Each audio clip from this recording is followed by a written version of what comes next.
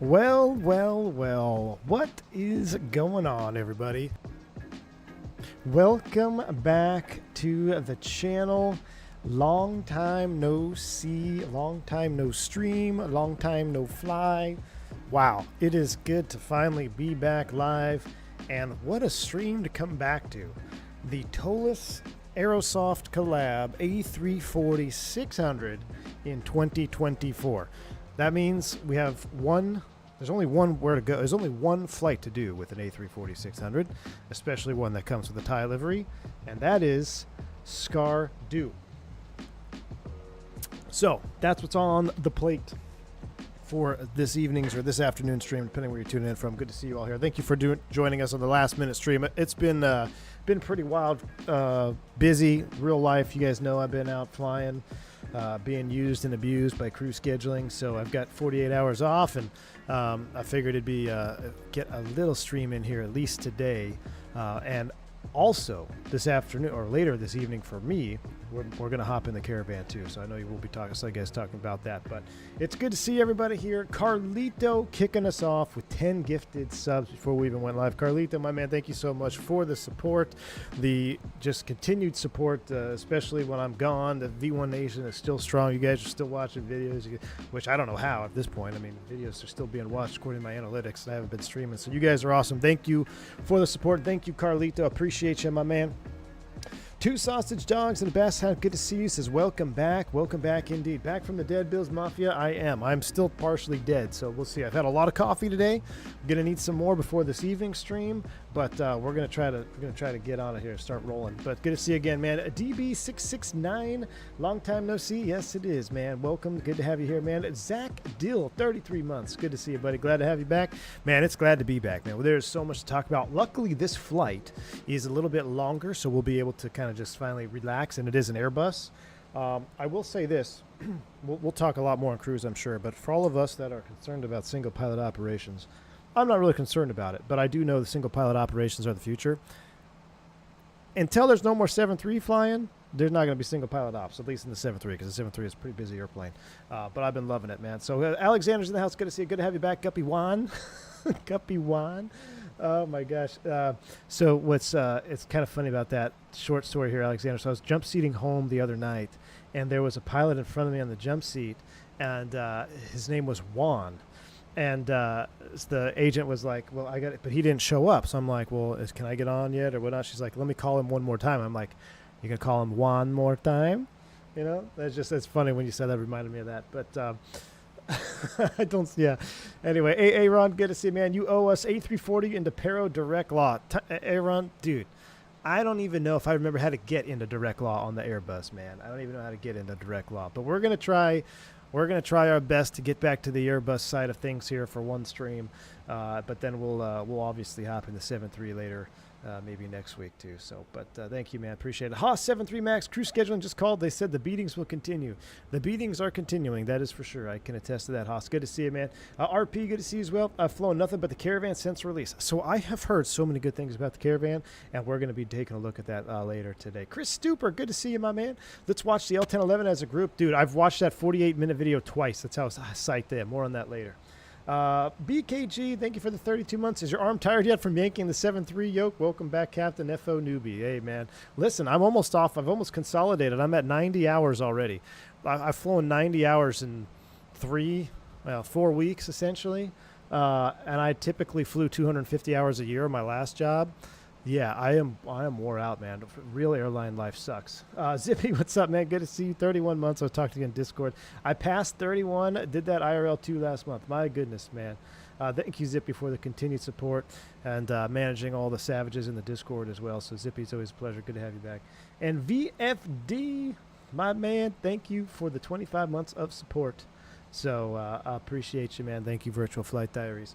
If we're going to sit here all day, I could sit here all day and we could talk for an hour because it's been 3 weeks since I've gone live. But there will be more chatting. Let's go ahead and get the airplane. Let's see if I remember how to Airbus. I haven't done anything but quick started this and then took a screenshot, and then I said, okay, let's go live with it. So we might encounter some things. One bit of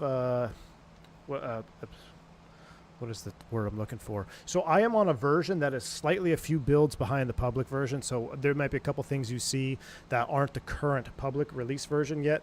I have the most updated version that Aerosoft Toliss was kind enough that they reached out and sent it to me. I really thought I'd have more time to show this pre-release, but it's just been, like I said, I've been flying so much, and I haven't been home a lot. So it's been 84 years. But so you'll see a couple things that are not representative of the actual released product in the most current versions. So just keep that in mind. Fubar, good to see you, man. I haven't seen that name in a while. Nice to hear things are going well. I'm glad to see you back in the bus for a stream. Indeed. You know what? I thought I would have even jump seated on the bus a couple times, but I haven't. I've been jump seating on the 787 the last like 6 times in a row. So I have more 787 jump seat time than full flap sim has total time now. But I will say the 787 jump seat is probably the best jump seat in the business. So, all right. Former banana pilot attempts to fly wide body. Oh, man, don't get me started. Eastern T3 member for 17 months until I depart BGI from man. What's up, man? Have a good flight, dude. All right. Turk's in the house. What's up, man? RAS sucks, but it gets better with seniority. Hang in there. Pfft. Dude, I don't know, man. There's some super senior captains that are like, oh, this trip is great. It's a senior trip. I'm like, dude, this trip is ace. We got 3 legs a day. Like, my goodness. But we'll see. I think, you know, if I can get back to my home base, then maybe life will be a little bit easier. But yeah, it's been brutal. It's been a brutal couple of weeks. All right, let's hop into this Toliss A340-600. Oh, got to hit Fly USMC, the $5 super chat. Man, good to see you, man. Thank you for your support and your service to this great nation. Welcome back. Can you go over the bleed system? Ooh. Struggling remembering the various configs during startup. Fly USMC, I will try my best. All right, I'll try my best. I don't remember much of the bleed system either, but we shall. We'll try. I'll try my best, Fly USMC. If you have any questions, shout them out. I'll try to answer them. There could be some subtle differences too between the 340 and the narrow body, of course, but it should be. I'll do my best. All right, sounds are coming up. Let's go ahead and do this. Let's fire this airplane up. Let's go ahead and get the battery on. Oh yeah, sounds are sounding. Sounds are sounding. That wasn't the battery switch. Look how non-Airbus I am. I just turned on the external power before the battery switch. This is going to be a long stream, chat. All right, let's go ahead. Battery 1, 2, and 3. APU bat can come on. Let's go ahead and do with cruise supply. I'm going to put this captain only. Let's do a fire test of the APU. That looks good. We probably don't have our systems online yet. That's why we got no sound on that. We got faults 1, 2, and 3 coming online. We'll wait for that on bat to extinguish. There she goes. Test all 4 engines. Beautiful. I think it's because of the flight warning computers aren't online yet. All right. So that looks good. Oh, you can check the bolts on all 3. All right. That looks good. We'll be in airflow is in low. Cockpit is cold. Those all look normal. Everything looks here. We'll put the nav light in position 1. That should be good. APU can stay off. Seatbelts can stay off. No smoking. Auto arm the emergency exit lights. Up the right hand side of the panel, everything looks good. We got some bright. Can I turn that? The floodlight is only. Where's the lighting for this floodlight on the 340? Where is this overhead flood? I'm going to turn you off. Turn the integrals all the way up. There we go. She's coming to life, Jet. She's coming to life. Also, if you're in the jump seat on the 7.8, you're doing it wrong. Get in that bunk and sleep. Turks, don't you? Okay, let's talk about 787 bunk. No, Jack, not for me. Some people may love it. It's like a freaking submarine back there, man. I don't know why guys want to think it's amazing. Now, I will say, I did get an amazing nap on one of my commutes. I did ride the bunk, but for everyday operations, you want to sit on an airplane for 18 hours and that's your bunk. I'm not built for long haul, man. It's just, I'm going to chalk it up to me being me. I'm not built for long haul. But the crew rest is, you know, I checked out the 777-200. The 777-200, was it the 200? Or the 300? There's one, I don't remember if it's 200 or 300, but the crew rest on one of the 777s I actually think is better than the 78. But the 78 is not, it's not terrible, but it's not my cup of tea, man. The cockpit is amazing. So it's like being in the freaking living room, man. The 787 cockpit jump seat, there's more space than my crash pad. Like, let's just put it that way. Must be the guy's first time on an Airbus. It is Flyby Tim. It is, man. All right, let's see if we can figure this out. Oh my goodness. Diffs rip. Oh, so what I wanted to do is, let's come over here. Let's go to our sim brief. Can I download OFP? I should be able to. Yes, we can. Wonderful. All right, let's go ahead and do an init request. He's built for 6 legs in the 7.3. No, man. Someone asked if I'm on a 7.3 diet. I actually am. I've been on a hardcore workout and diet plan for my 7.3 life, and so far it's been good. It's been working out. Invalid flight plan uplink. That seems sussy. Why is that? Do we need to do it? Do we need to do it ourselves? THA 357. Let's get this thing rocking, and then we can talk more. VNKT to OPSED. We may have some differing points. I did. Oh, change data. Somebody said I had to do that.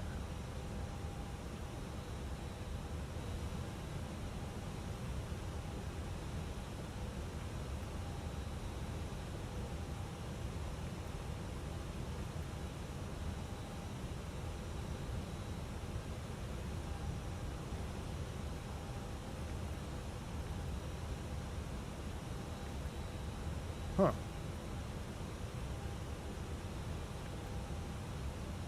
Flight init. Invalid flight plan uplink.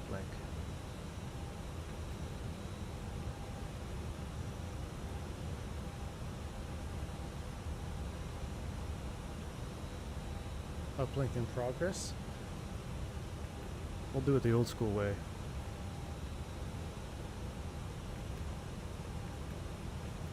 I got no problem doing it the old school way. It's fine. It's just because I haven't had time to mess with that. Database change via McDo. It's gonna wipe it, isn't it?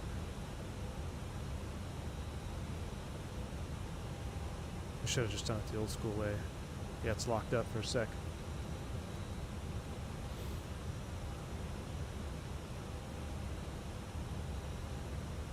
Be honest, how excited are you for the L1011? Jeff L., I am so excited for the L1011 that I'm actually upset that I'm watching videos. It's one of the few airplanes that have that are coming out that I actually don't like watching pre-release content on because I want it so bad. But I watched the whole video twice.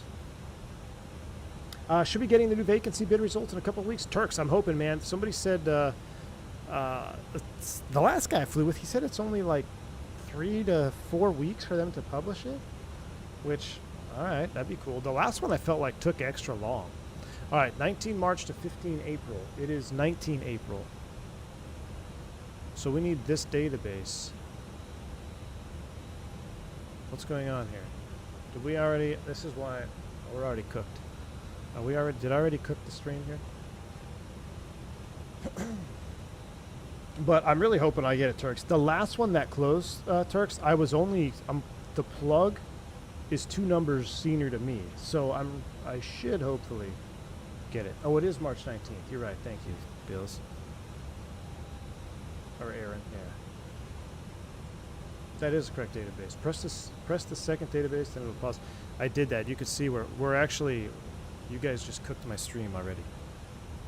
It is March. I forgot. It's March 19th. Okay, there we go. Well, see, now we're off. Now it's July. I need this database. I need to go back. All right, it's going to lock up again. You're not cooked. It just locks up for a minute? All right, we'll let it switch, and then we'll do it. If it doesn't work, I'm just going to manually import it, because I could have imported the flight plan by now manually. You have to turn on aircraft mismatch and EFB. I will. I can't do anything right now. We're waiting for the lock to unlock itself. Yeah, I'll put it to ignore.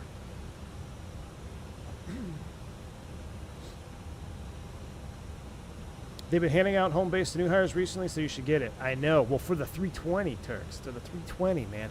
Why did I do this to myself? Why did I choose the 7.3? It's unbelievable. Okay, there we go. We got the right database now. We're locked and loaded. Ignore aircraft type mismatch. Let's see. Did that work? All right, there we go. We finally locked and loaded. All right, we're good to go. Are we online? Can I get a radio check 22.8?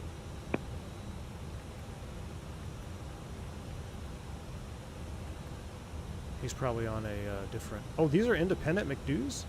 Are these independent? Can I get weather from this?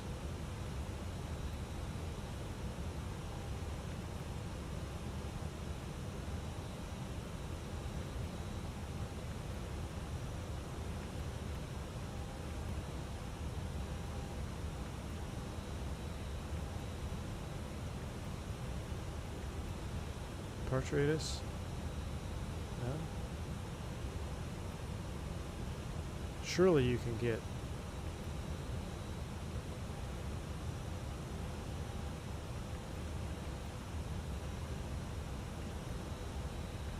No? Maybe it doesn't have it here. There's 3 independent McDoos? Alright, that's fine. Let's just figure, we're gonna rock and roll from here. We'll play, we'll go with it. We're gonna be blasting off of, let's see. Charts. Airports. VNKT.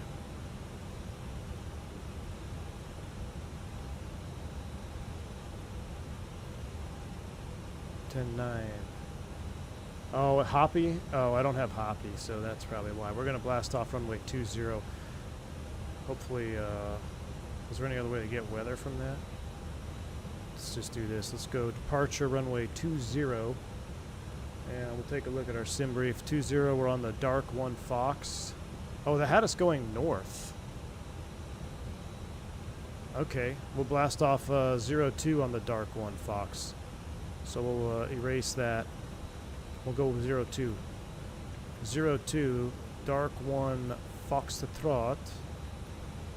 Oh my gosh, staring at an Airbus McDo is so crazy, guys. I haven't looked at this since I flew the Airbus to Naran. Execute, that's in the box all the way down to the bottom. And then we'll have to figure, we're going to, Op said we got our own special procedures that we're going to load in here, so we're going to leave that as is right now. That looks good. How do you set up an Airbus box? Diffs rip? I can't believe I forgot all this. What's S? Secondary? Ooh, can we do secondary? Yes, we can. Toliss is back. For the sake of time, I'm not going to do the full secondary, but let's just put in VNKT to VNKT. All right, we'll throw that in there. Boom. RadNav and NIT B page. Okay, so this is saying it's imported our fuel at 1.2 taxi. Cool. Prague, let's put in VNKT. Now there's a speed limit we also have to worry about. So perf. Let's get that here in a second. Let's get the APU cooking. Let's get the seatbelt sign on since we're done fueling. And because we're done fueling, we'll get all these on.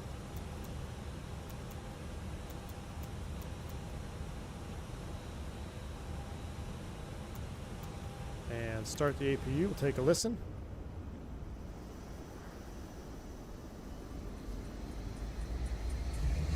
I do, Turks, I've purged that memory, dude. It's gone. Let's see if he crashes due to lack of Airbus time. Well, that's going to be my plan. Ooh, listen to those sounds. I guess V1 is proof of why separate type ratings exist. 100%. There's just so much, man. You can only keep so much in your brain at any given time. Tuba Lubes, good to see you, man. Look who it is. Hope you're doing well. Hey, man, I'm doing great. How are you? I mean, that APU start is nice. Who did these sounds? Which McDo do you like better, Airbus or the Boeing? Dude, honestly, I'm gonna be completely honest. They do the same thing. Like, they really feel so. It's just different. Like, I still think in Airbus sometimes. I got you loud and clear. Have me. I may have to change my mic settings. All right, we're both okay, working now. Echo 19 did the sounds? Excellent. Because, I mean, that actually sounds really good. All right, SIDS. We got that going. Let's start the chrono. Where's the chrono? I don't even remember where chronos are. There we go. Chrono's starting up. We're going to be on the Dark 1 Fox. I believe there's a speed limit for that turn. So let's take a look at that. Darky Foxtrot. And we can zoom in and we'll see there's a max 220 in the turn, which may be a problem. We may have to keep the flaps or the slats extended for that. So 220 in the turn all the way around, and we're eventually going all the way out to Naran. So that's in the box. What we're going to do is go to next phase, climb. We're going to pre-select 220. All right, 220 is pre-selected in the climb out. We'll worry about everything else later. Can I get receive takeoff data request? Let's see what we can, if it'll pull takeoff data. Echo 19 is doing the L1011 sounds. Yes, I heard. I'm telling you guys, I'm really excited about that L1011. I listened to the video that they released. The takeoff sounds are amazing. They sounded so good in that video they did. All right, so we're flaps 3 up 2.7. We'll insert. Now, I believe she auto trims. Right? All right, alt nav is blue, 1 FD2. Let's go ahead and set, we need climb nav blue. What's our final cruise altitude? All right, takeoff data has been uplinked. Cruise is 38, so we'll set 380. 380 was set. We're a minute on 30, plus I was off a little bit, so let's go ahead and just get the APU bleed on. Let's disconnect from the external power. We're good to disconnect there. Seatbelts, no smoking is all on. Doors and windows are closed and locked. We'll do this after start. We got our views bound. Look at that beautiful day. Beautiful morning here. I did fast forward the time about 5 hours because I believe it's midnight in the northwest 646 heavy pushing. All right, so there's a northwest pushing back. I believe that's the plane A340. Are you guys blasting off 02? Affirm. Okay, yeah. Yep. No mini FCU. Mini FCU is dead to me, man. Airbus peripherals are dead to me. Just kidding. But they are. Airbus peripherals or Boeing peripherals for the win. All right. We'll get terrain on ND. And we'll take a look at the bleed system here real quick. So right now, APU is powering everything. It's all automatic. So I know FlyUSMC was asking about that. But bleed is all automatic here. I don't think we even need to push back.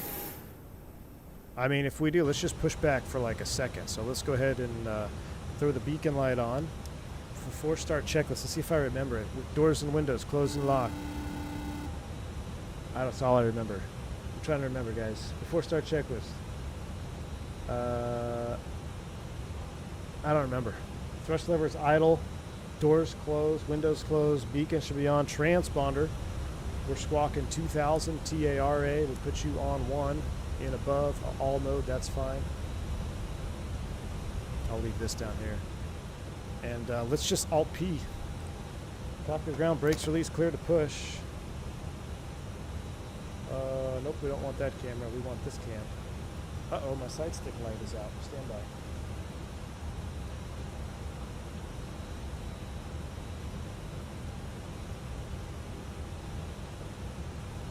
Wingnut is in the house, dropping a $20 super chat. My man. Wingnut, what's going on, man? It's got that captain money now. Thank you for the $20 super chat. Hey, Chav, is this guy an okay pilot, but he sucks at ready or not? Hey, you're the one NDing the freaking hostage, man.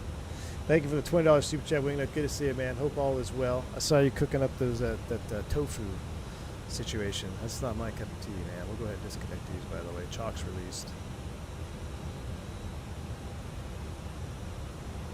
Start pushback. Nose wheel.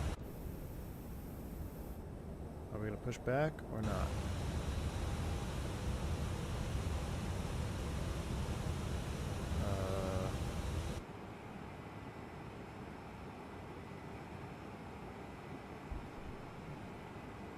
He's secretly flying with Bruner Yoke. The hostage shouldn't have been standing there. Oh, man. Yeah, we had some fun on Ready or Not the other night. Why are we not pushing back here? Beacon, thrust levers, idle, parking brake. Yeah, beacon's on. Thrust levers idle, parking brake is off. I'm going to cycle it. On, off. Okay, that's fine. Let's just go ahead and start them up. Well, I'm curious why I don't have Alt P. Push back either. Okay. That's fine. Push complete. Set brakes. Where are we going? What's happening here? Leave me alone. External app and Microsoft push don't work? Okay. Built-in pushback super buggy. Yeah, we definitely had an issue there. Alright, let's see if we can crank them. Engine mode to ignition start. I don't believe these do anything, so we're going to go ahead and start 2, then 3? Or 3, 2, 1, 4? What's the start sequence? Let's start 3 first.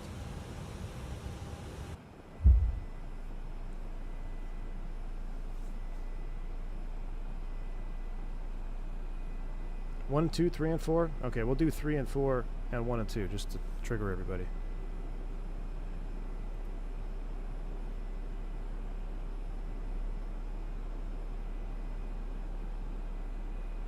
You can dual start?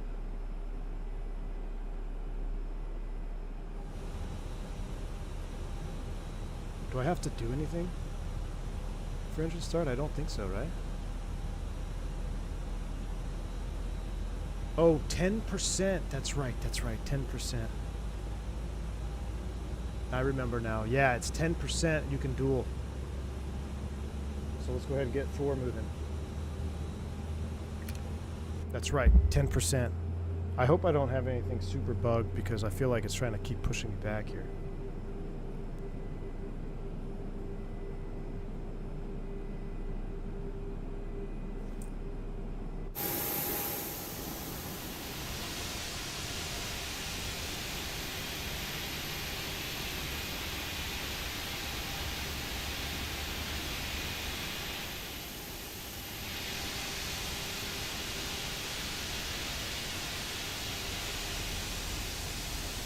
There's light off. You see the ailerons get sucked up, the hydraulics.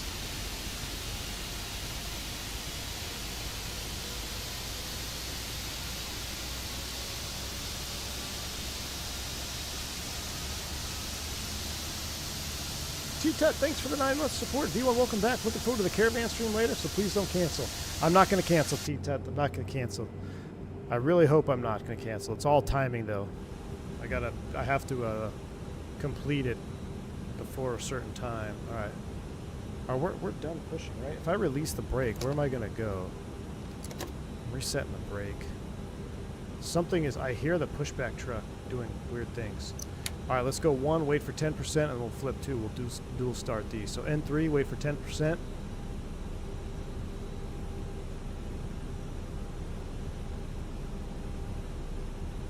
There's actually, no, it's up there. We're well past 10%.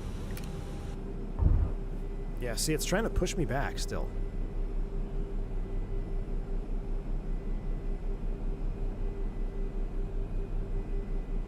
Fact or fiction? Once a bus driver, always a bus driver? About to find out. You can't judge me on the 340, man. Throwing me into a 340, the first Airbus stream back since leaving the bus. If it was Phoenix, then you could judge me. But come on, it's a 340. It's different enough. And we're taking it to an airport that should definitely not have a 340.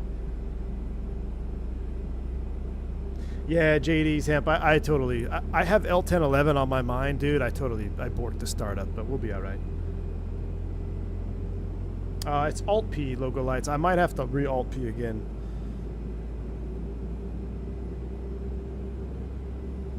Today's destination is Skardu, and if you haven't ever seen Skardu, it's probably one of the most epic approaches in the sim.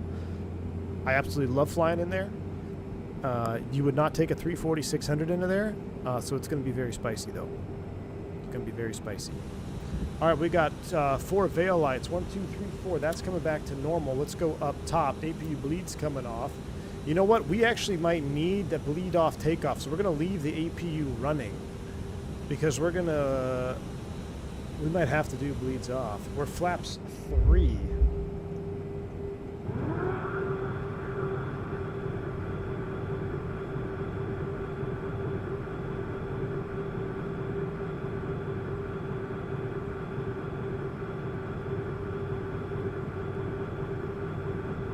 How do you do a flight control check in an Airbus? It starts with full up, right? Let's do that.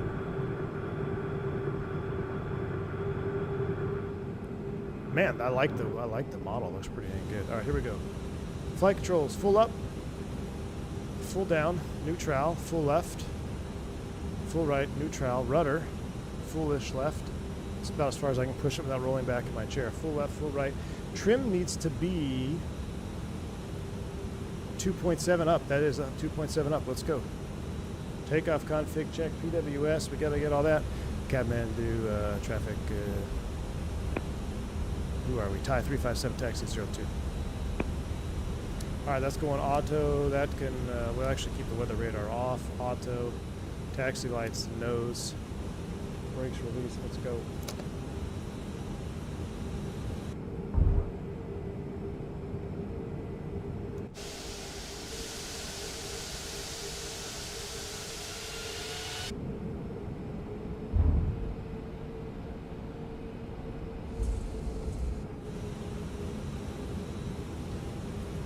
All right, spoilers are armed as we make the right turn. Wow, feeling the taxi is nice.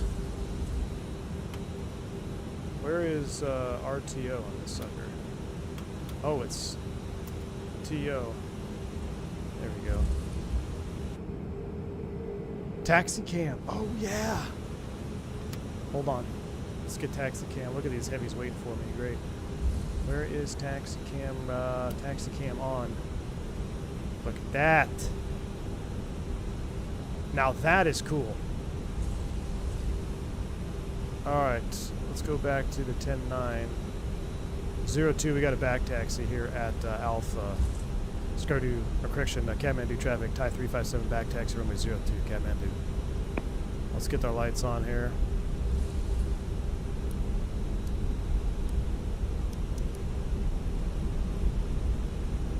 Wow, look at the lights even on the taxi cam. Interesting. The wing flex, I believe, is being fixed. So it does look a little bit jittery on the ground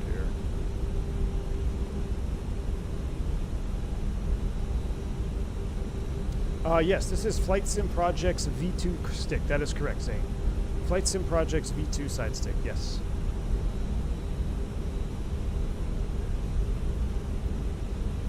A330 driver had so much hate for this plane. Really? Is there any plane that he does like? Let's see. What I do like is that they brought in the G-loaded camera, but I wish I could tune it down a little bit. I wish there was a slider for it. We'll leave it on default. We'll see how it feels here for a minute.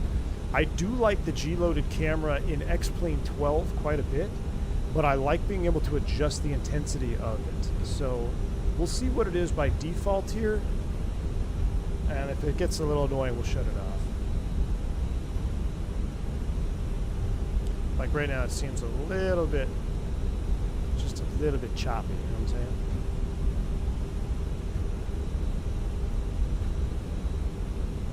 Sometimes hard to think 330 has real some of the stuff, the input, well, hey man, to each their own, right? To each their own. I mean, you should see half the stuff that happens to me on stream. I even questioned my own certificates at some point. I'm gonna turn you off actually on taxi. I don't like that on taxi. But I almost feel like it's not. I almost feel like something got bugged with pushback. I'll turn it on for takeoff and see how it is. Chase plane, Gray Austin. You know what? I need to take a look. I did say after I got back from training I would see how Chase plane is faring. I might have to take a look. Now this is going to be a spicy turn here. Are we going to be able to make this turn? I'm going to swing this way a little bit.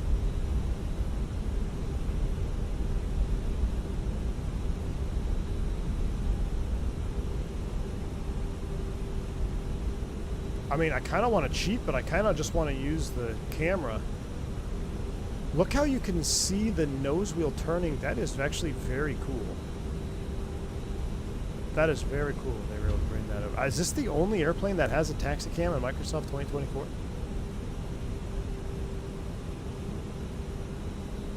Oh, Fly USMC, we're talking about the 7.3 bleed. Oh, dude, hey. Yes, we'll talk about it. If we do a 7.3 stream again, we'll go all over the bleed panel, man. That panel is quite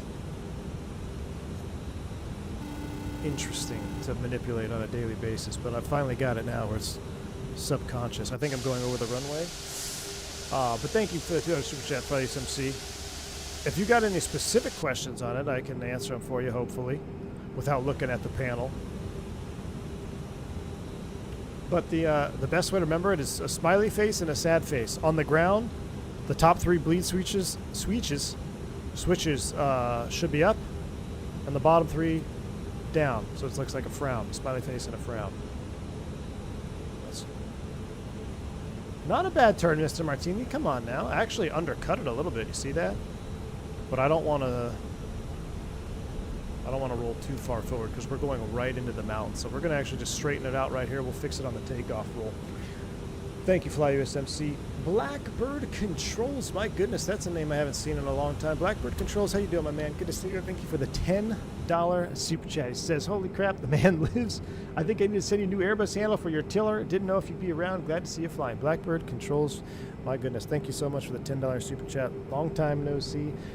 Blackbird has got Airbus handles now, huh? Now that is pretty sweet, man. I'll have to take a look into that. Thank you so much for the support. Hope all is well. And thank you for the $10 super chat, man. All right. First takeoff in a month. Let's get the APU bleed on. Is that going to save us any juice? Yeah, I see the EGT's coming down a little bit, so we're going to relieve the engines. Our Togas actually went up a little bit. We're not going to flex. Yeah, no flex. We're doing straight Toga, flaps 3 up 2.7. We're ready. Are you guys ready?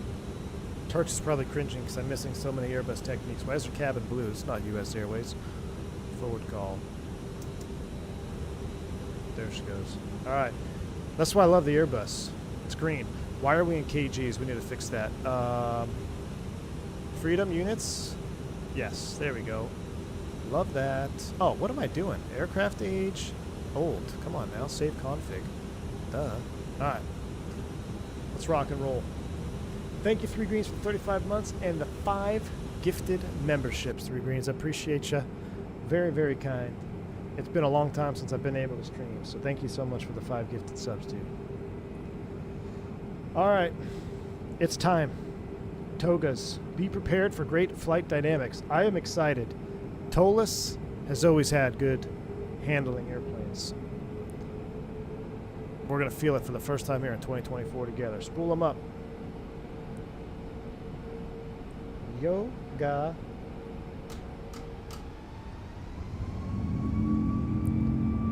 Oh. Hello, Growl. Mantoga SRS runway auto thrust bleh. Captain traffic 767, lining up behind us, departing A340. 80.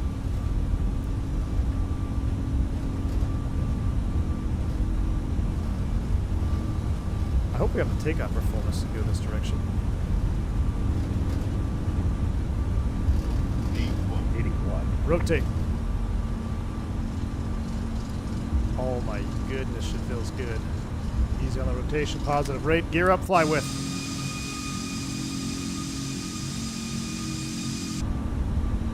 Gears moving slow. Look at those EGTs. Those EGTs are cooking.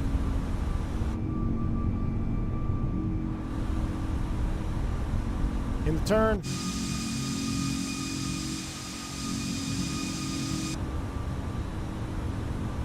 Lever climb, coming back for a reduction.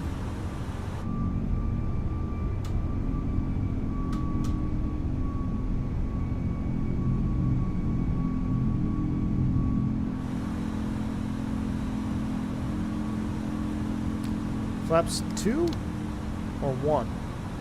We're going to go flaps 2 because I don't know the 340 retraction schedule. It's probably 1.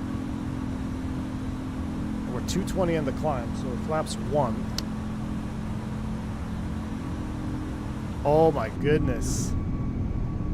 She does hand fly really nice. It's so docile compared to manhandling 7.3s for the last month.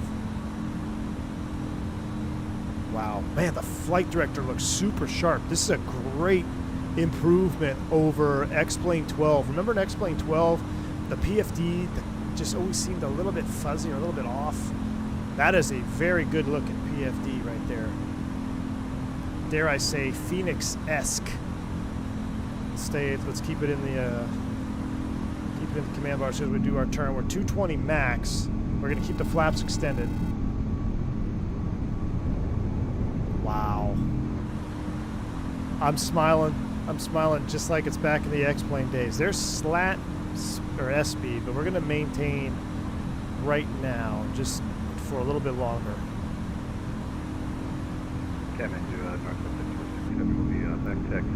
Do you think you called 80 knots in the bus? Says V1 would probably convert 737 flap operator. Thank you, 3 greens. I am just a flap operator, man. Flaps and gear. I just said 80. I don't even remember what my old call outs were.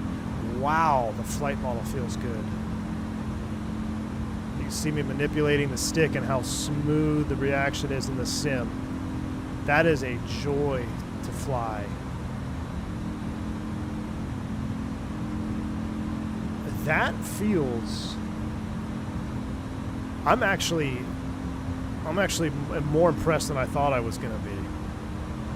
I'm going to have to fly some of our other Airbuses in the sim again. I'm going to have to fly the A340. I'm going to have to fly the Phoenix again because the smoothness. Look at my inputs on the stick.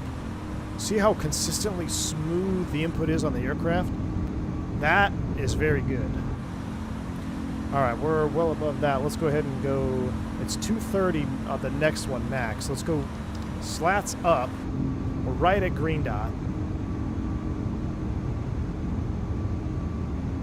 I love that growl. Man, I am so happy to see Toliss product. I know I keep saying Toliss. I know I'm aware Aerosoft as well. Toliss Aerosoft, that they're able to bring. It just brings back all the memories of flying the 340 because we did the Asia Pacific tour in X-Plane 12 mostly too, with the 340 in X-Plane or X-Plane 11 rather. That's a 230 max. We can bump it up 10 knots here. Give us a little more room. We're well above 7,500. But you see how I'm going to keep that joystick cam on for a while. I want you to watch my inputs and just how there's no, like sometimes you get a little bit of a jitter sometimes in Microsoft when you have these Airbuses that we fly around. Like, yeah, it's just, I don't know why it does that. Just a Microsoft thing. But this is straight up X-Plane 12 physics in Microsoft 2024. That is, I'm actually very impressed. I'm very impressed. All right, look at that. We're locked in on the flight director. I love the flight director needle, how sharp it is. It's more sharp than the 737 in real life. All right, we're cooking now. We're pretty much straight. Let's go ahead and turn the APU off. So APU bleed's coming off. APU's coming off. There's a generator transfer, I believe, that just happened. We'll go ahead and hit standards. Standard set, I do have them, oh, I don't have them synced. Standard set once, twice, and thrice. APU's coming down. Speed brake is disarmed. Engines are all back in the green. That is good. I'm going to hand fly this for a while. Your seat lock expiration gets closer by the day. Turks, dude, I was thinking about it, man.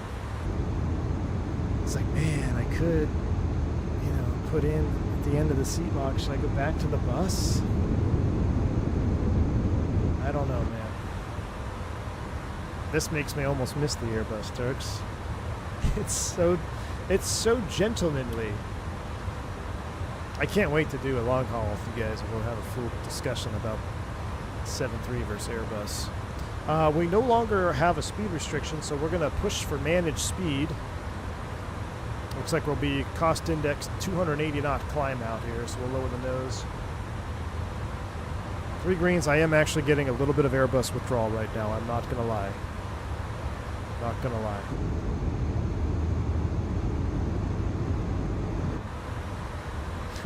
Jeremy, what's up, Jeremy? Good to see you, man. Hope you've been well, dude. Kyle Lewis, I missed your super milestone back there. Thank you for the 39 months of support. Good to see you back, streaming again. Hope all is well with the new job. Man, it's been a busy whirlwind, but all is well, man. Thank you for the support and the 39 months support. I can't thank you all enough. I just want to take a minute. Let me turn down the sim a little bit. I just want to take a minute and sincerely thank all of you, all the members, all of you supporters of the channel, even in these long terms or long times of no content, you know, whether it's on moving houses, moving across the country, or in this case starting with a new operator and being gone. You guys are always have been consistent from day one. It's pretty incredible. So thank you all for the support. I sincerely mean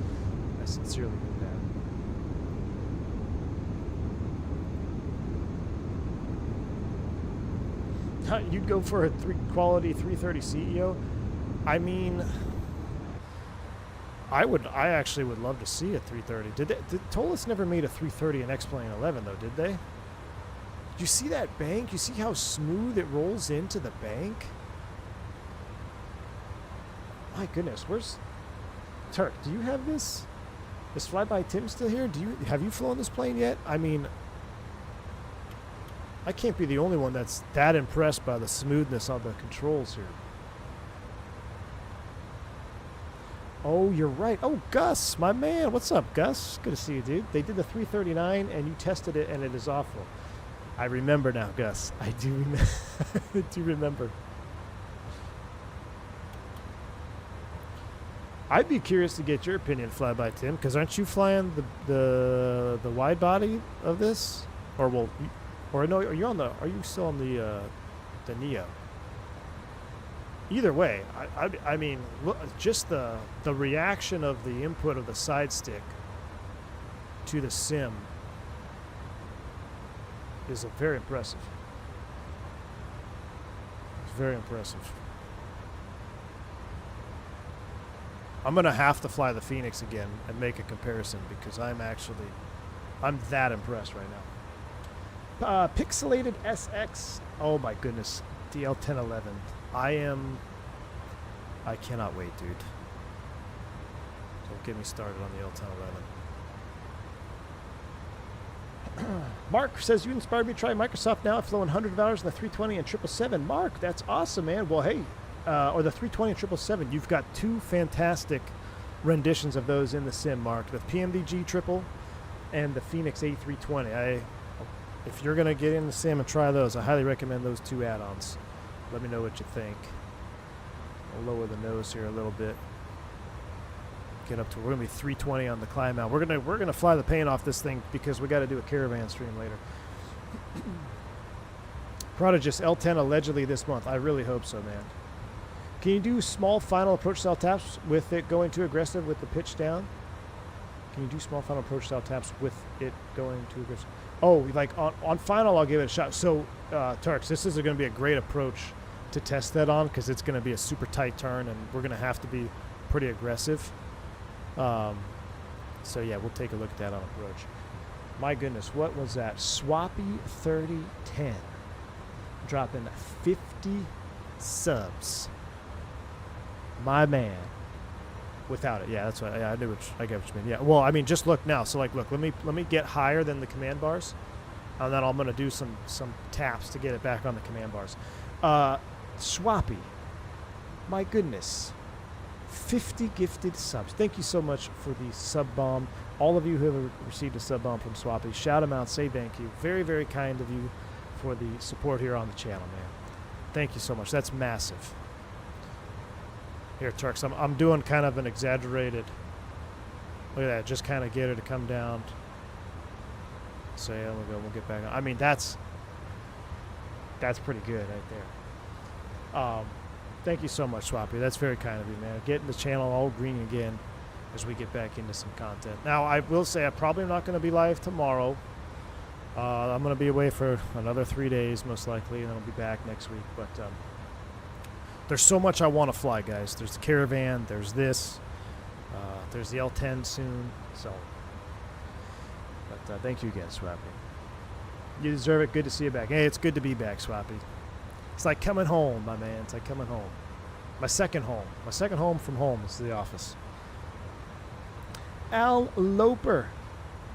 Dropping the $20 super chat. Al, my man, thank you so much, dude. So when we get back to back Phoenix streams, does that mean back to the bus? Glad to see you back and hope all is well. Yeah, Al, if you see me flying back-to-back Phoenix streams, then you know something's coming down the pipe, man. Absolutely. I am going to have to do a comparison, though, because I am with to me, the pinnacle of Airbus simulation in the sim, I think it's pretty much unilaterally agreed upon, is the Phoenix series of aircraft. But I'm going to have to do a direct comparison of this fly-by-wire. Now, I do believe that the 330 is actually going to be a little bit more sluggish feeling than, say, a 320. So it's not going to be apples to apples necessarily. But I haven't flown the Phoenix in months either, so I need to make sure I'm being accurate when I say that they're, when I compare them, I'd like to fly the Phoenix. It's been a long time since we've done the Phoenix flight. But yeah, if you see a bunch of those streams, something might be coming down the pipe. Now, what you will see a bunch of is L-1011. We're going to fly that puppy across the globe. We're going to actually, it's going to be the first airplane that I've ever attempted that on. We're going to do, since we kind of missed up our tour, we're going to do a legitimate circumnavigate the globe in the L-1011. What if it sucks? It's not going to suck, Team Vodka. I'm telling you, it's not going to suck. If you don't have force feedback, I can't guarantee that. But if you have force feedback, I can guarantee you it's not going to suck, because I will make a profile that does not suck. Oliver Balager, 1194. What's up, man? Thank you for joining the channel, becoming a private pilot, dude. Johan Jacobs, 2 years, my man, 2 years. V1, wonderful to see you once more. Thank you for dedicating your precious time to V1 Nation. Oh, man, Johan, thank you so much for the 2 years of support. I wish I could have done more time, man. It's I've been with commuting and everything. I've had some very minimal days at home, and when I am home, I try to be really intentional about it. Spend time with the kids. My last stretch of days off, where I thought I was going to stream, I ended up just kind of canning that idea, and we went on a little mini vacation to the cabin with the kiddos. So I've been really wanting to get back and streaming, because it's been eating away at me, not being able to stream. And I know you guys are wondering when the next piece of content is coming, but it's good to be here, man. All right, we're back. Autopilot 1 is engaged. We're going up to 380, back to full screen. Hey, some things never change. We got the theme playing there on accident. Pro streamers available elsewhere. All right, we're getting back. Let's go ahead and enjoy some wing view here as we go to the prog page. Ops said. I will say one good thing about the 737 is that you're so busy all the time that flights actually feel shorter. It's probably because I'm still new. But Aaron says, V1 moving to the Stargazer confirmed. Oh my gosh, dude, it'd be amazing. I don't think I'll be making an L-1011 tiller. That thing is a ship's wheel. I know, Blackbird. It's pretty wild looking. It's pretty wild. Classic Jet Sim by your old buddy Joe did a nice 320 for 7.3. Yeah, I saw that one. Yeah, he was pretty much. I agree with everything he said. Classic Jet Sim Pod. I did watch that video. There's some other things I definitely would I want to talk about too, but it all sums up to this. People still ask me all the time, well, what's a 7.3 Airbus?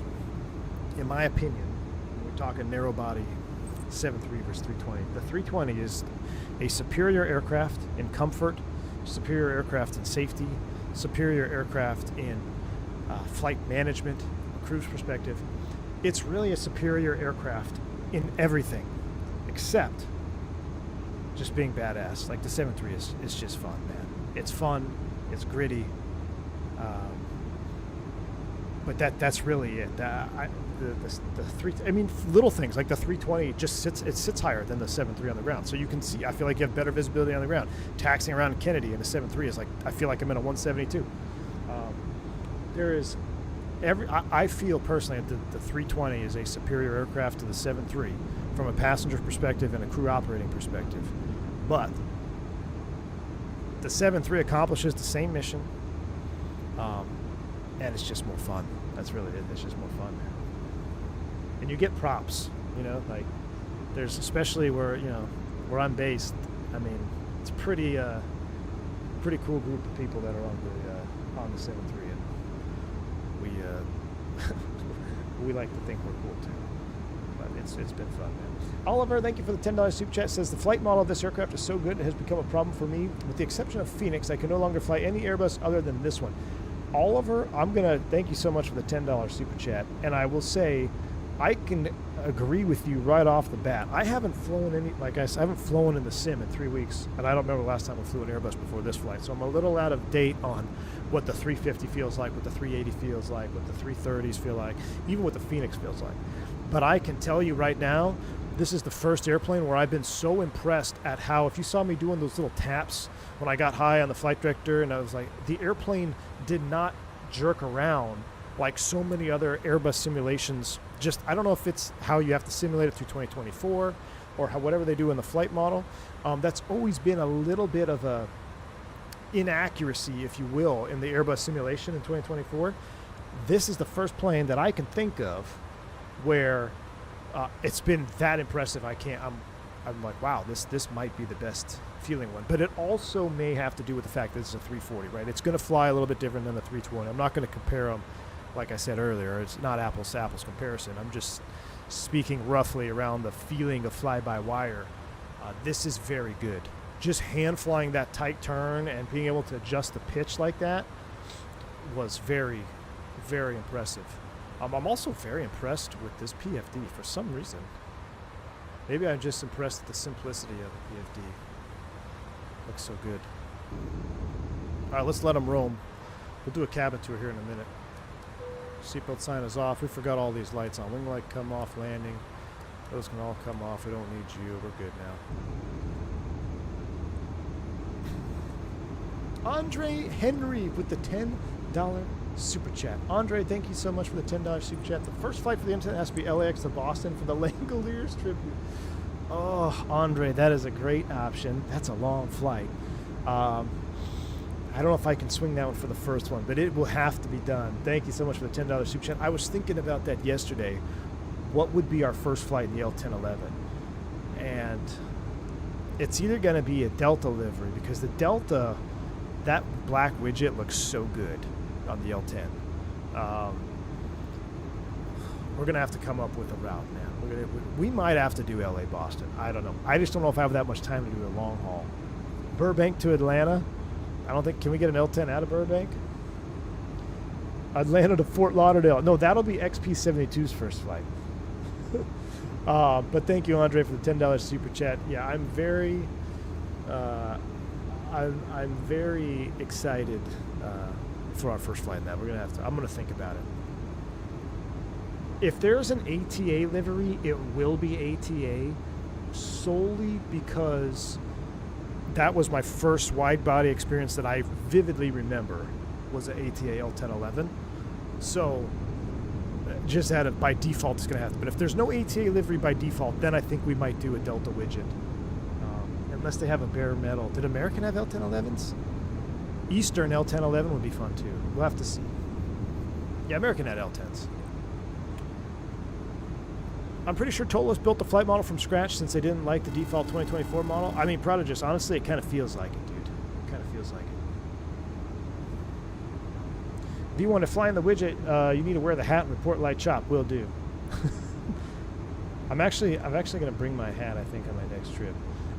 Turks, I've been seeing a resurgence of hats.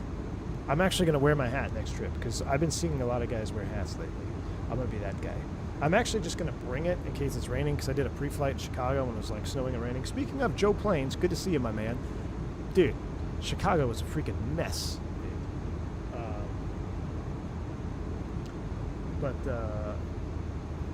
Yeah, I was like, Chicago was a mess, man. I was out there pre-flight. I'm like, man, I really wish I had my hat right now. American never operated the L10?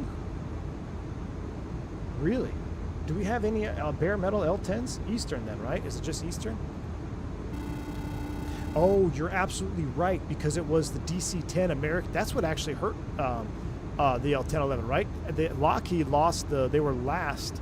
Well, they were behind in the market. Yeah, they were last to the second of the DC-10. American bought a ton of DC-10s. It was TWA, right? TWA bought L1011s, I think. But that's right. The American was all DC-10. That's what it was. I'm afraid I'm going to have to disown you for that. I don't know, man.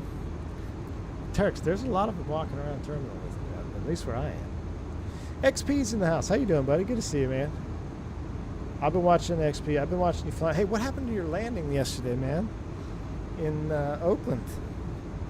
I did see that. I saw XP did a little grass cutting for the Oakland Airport services. Hope you're well, buddy. Good to see you, man. Back to the mines. Have a great flight. Blackbird, thank you so much for stopping by, man. Hope you're doing well, buddy. Well, I'll have to check in with you again. We'll have to Ron again, too, man. I played Ron the other night for the first time in a while with Mr. Full Flap, so. Did Air Canada have bare metal? I don't know, Lemon Wolf. I don't know. I want a bare metal L10. The widget looks good. ATA looks good.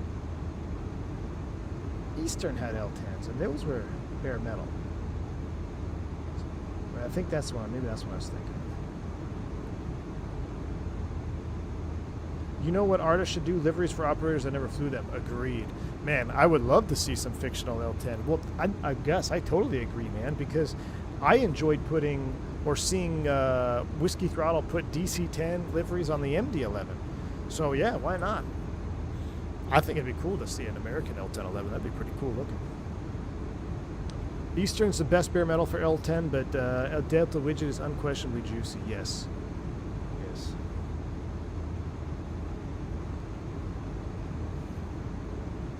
The Thrustmaster yoke got you, Moza.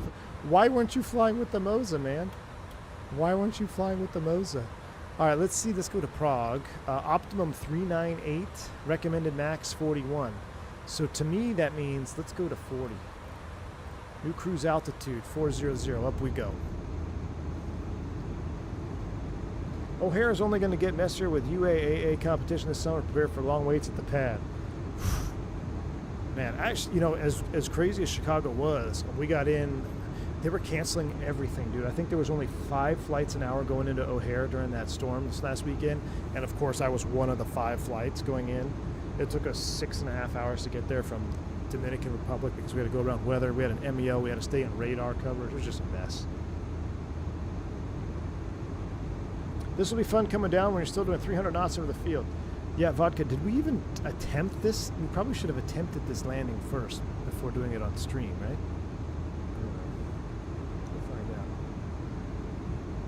I did watch the pod with the Toliss guy as well. Yeah, XP, that was a great UN Blue Games, man. That was awesome. You only took off from there, so none of us know if we could actually land this airplane in Skardu. Well, I have less warm and fuzzies now. I have less warm and fuzzies. Oh, look at, listen to that growling out there. I love that.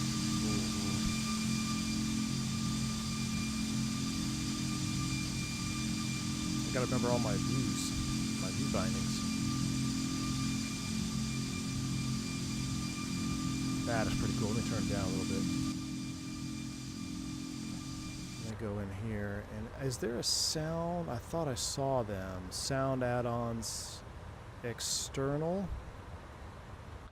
Let's look at that. Toliss sliders for the win. I will say Toliss has always had sliders. I love the customization of Toliss airplanes. Always have. Did Pan Am have L1011s? They sure did, man. They sure did. They had them in the that old livery with the thin stripe. Did they have any billboard Pan Am? I don't know if they had any billboard L1011s. Where it just had the big Pan Am on the side. I know they had the one with the black letters and chrome engines, which would be really sick. I hope we get a Pan Am livery. Whiskey Throttle's got to get cooking. I mean, Pan Am, dude, is the greatest airline that ever was. They would have ordered everything. There's one photo. I'll have to see if I can find it. There was an L1011 starting up in the cold on the ramp, and you just see all the smoke. It looks like the airplane's on fire. It used to be circling the internet. Just a cold startup of an L1011 Pan Am, just all the smoke, and it's kind of engulfing the airplane. It's a really cool shot. But here the engine's coming down. I will definitely get the L1011, but I'm going to be honest, I can't wait for the 7576. We'll take several days of when that drops. Yeah. There's so much coming out. I mean, after this year, I don't even know. Like, we're going to have so many phenomenal airplanes in 2024. It is going to be the sim destination of choice, if you ask me, because, oh, we even have a coffee cup. We're going to have retro jets, such as the L10. We might even get the pmdg 7.4 Classic this year.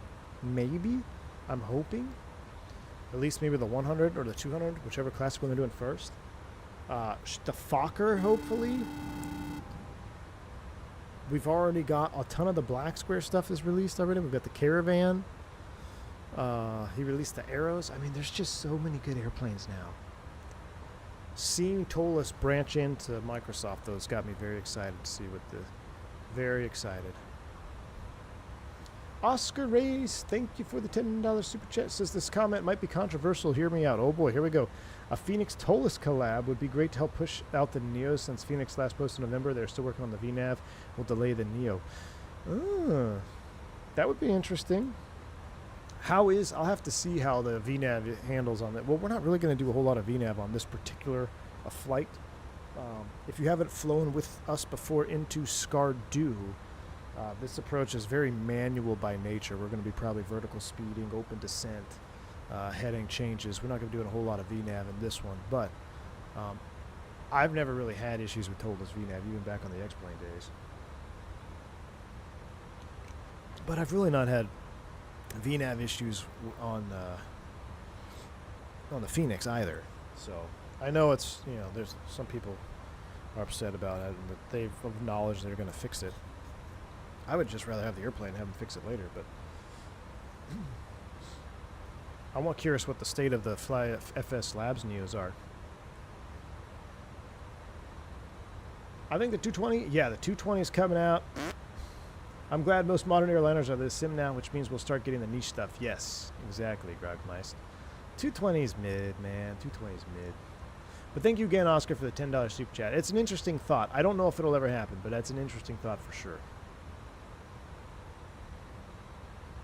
Turk would still complain. AJ Funari, what's up, man? Good to see you, dude. All the names in the chat, I'm still trying to catch up in the chat. My eyes are not used to reading chat anymore. Good to see you, AJ. Hope all is well, man.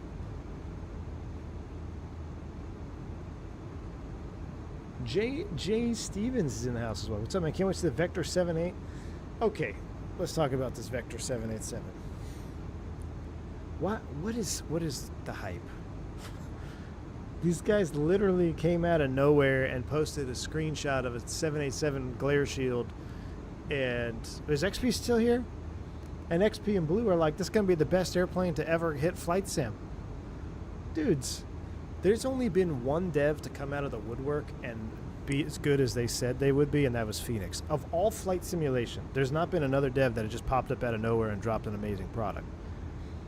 So for us to just think that this Vector 7.8 is going to be the next Phoenix, well, nobody knows anything about Vector. I'm not saying it won't be. I hope it will be, but I'm just saying, I saw the hype initially. I'm like, whoa, whoa, whoa, whoa. Pump the brakes.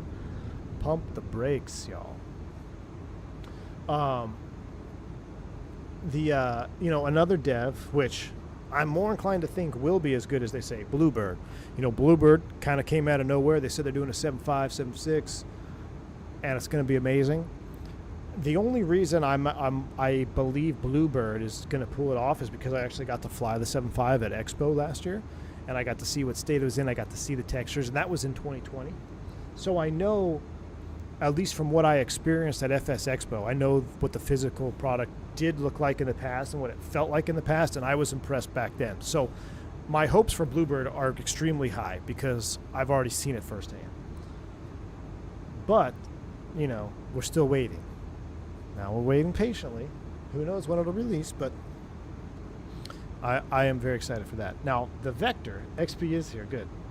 Oh, ye of little faith. I mean, I feel like I could so easily troll the flight sim community. I'll just post a picture of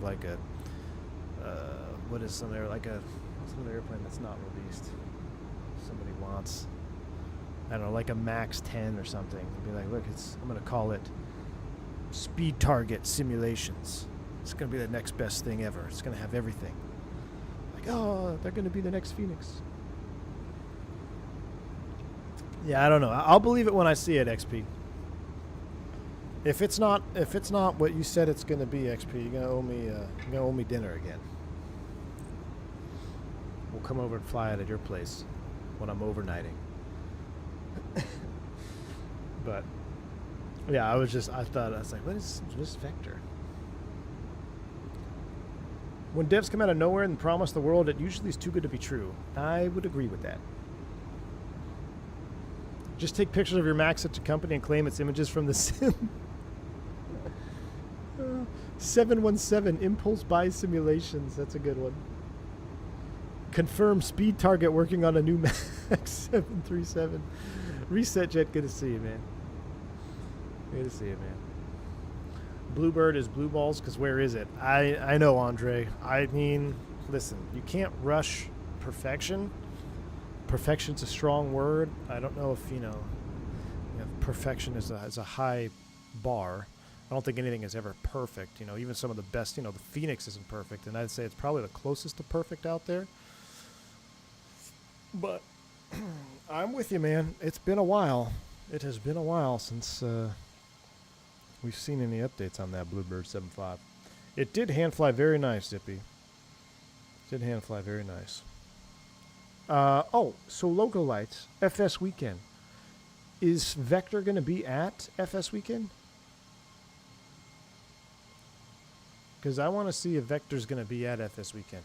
Now, Bluebird is supposed to drop a video, right, Delta Fan? Yeah, Delta Fan says Bluebird 757 video to drop this Saturday. Stay tuned.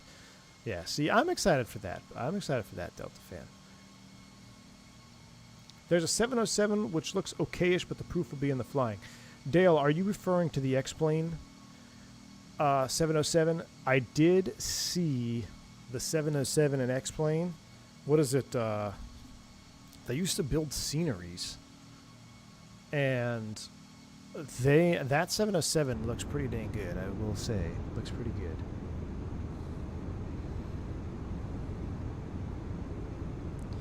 This on a 3-screen monitor setup is so immersive. Of going from not wanting to buy it now being close to my favorite. Scotty too, nice.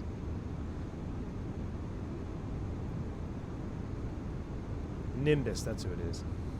Abdilo, what's up, man? Thank you for the $5 super chat, Captain. It's been a while. When are you going to try the SJU? Oh my gosh, when I can get a moment to fly SJU, that'd be a good one. We could do Eastern L1011, Miami San Juan. Maybe that'll be our first flight. Miami to San Juan and an Eastern L1011. That would be pretty spicy. Abdilo, as soon as I get... You know what? Maybe I'll try it in our caravan stream. We're going to do a caravan stream this afternoon. I might have to putz around. Maybe we can go from like Ponce to San Juan or something.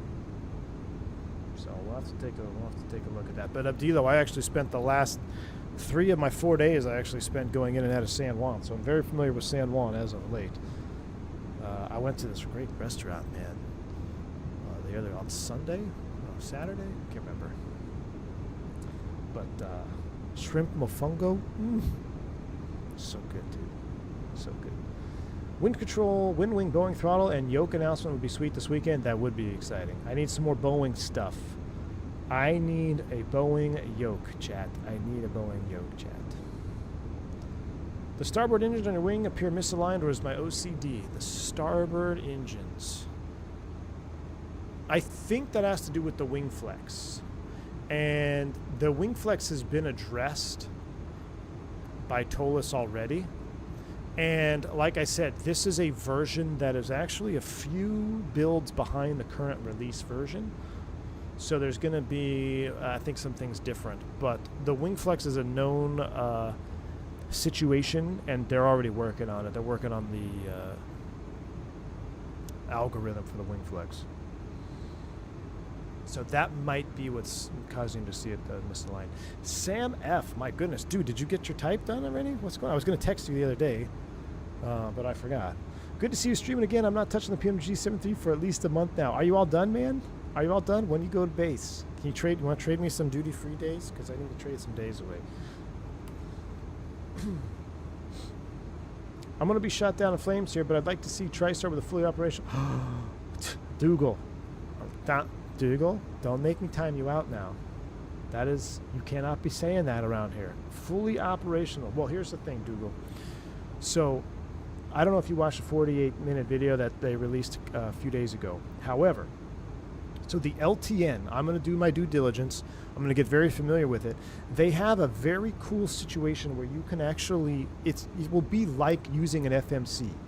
Did you see that? So you'll be able to import your SimBrief flight plans. You can use the map monitor thing, which is very cool, which the last captain I flew with actually flew for Saudia for like, I don't know, 10 years or something. Really cool stories. And it's just a small world because I'm flying with this guy who flew for Saudia, and the only L1011 to have that map display was the Saudi L1011, I believe. There may have been others, but I think it was pretty niche. But the fact that they have it, and they've kind of tweaked it to where it's not just a GPS map, it's still kind of like just an INS map, and you can batch load waypoints up to 9. Yep, up to 9, just like the SIVA do. You load 9 at a time, but they're going to allow you to import them, so you won't have to sit there and, you know, plug around the box and getting all the coordinates in if you don't want to. You'll be able to just uplink 9, boom, you're done. And then when you get to the next one, uplink the next 9, boom, and keep it moving. So it'll be very similar to operating with an FMC. I think that will make that airplane very manageable.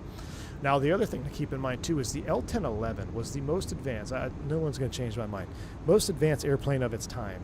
The L1011 was the best engineered airplane to exist in its time frame. It was so good, in fact, that that's the reason it failed, because it took so long and it was going to be so expensive to get it all done.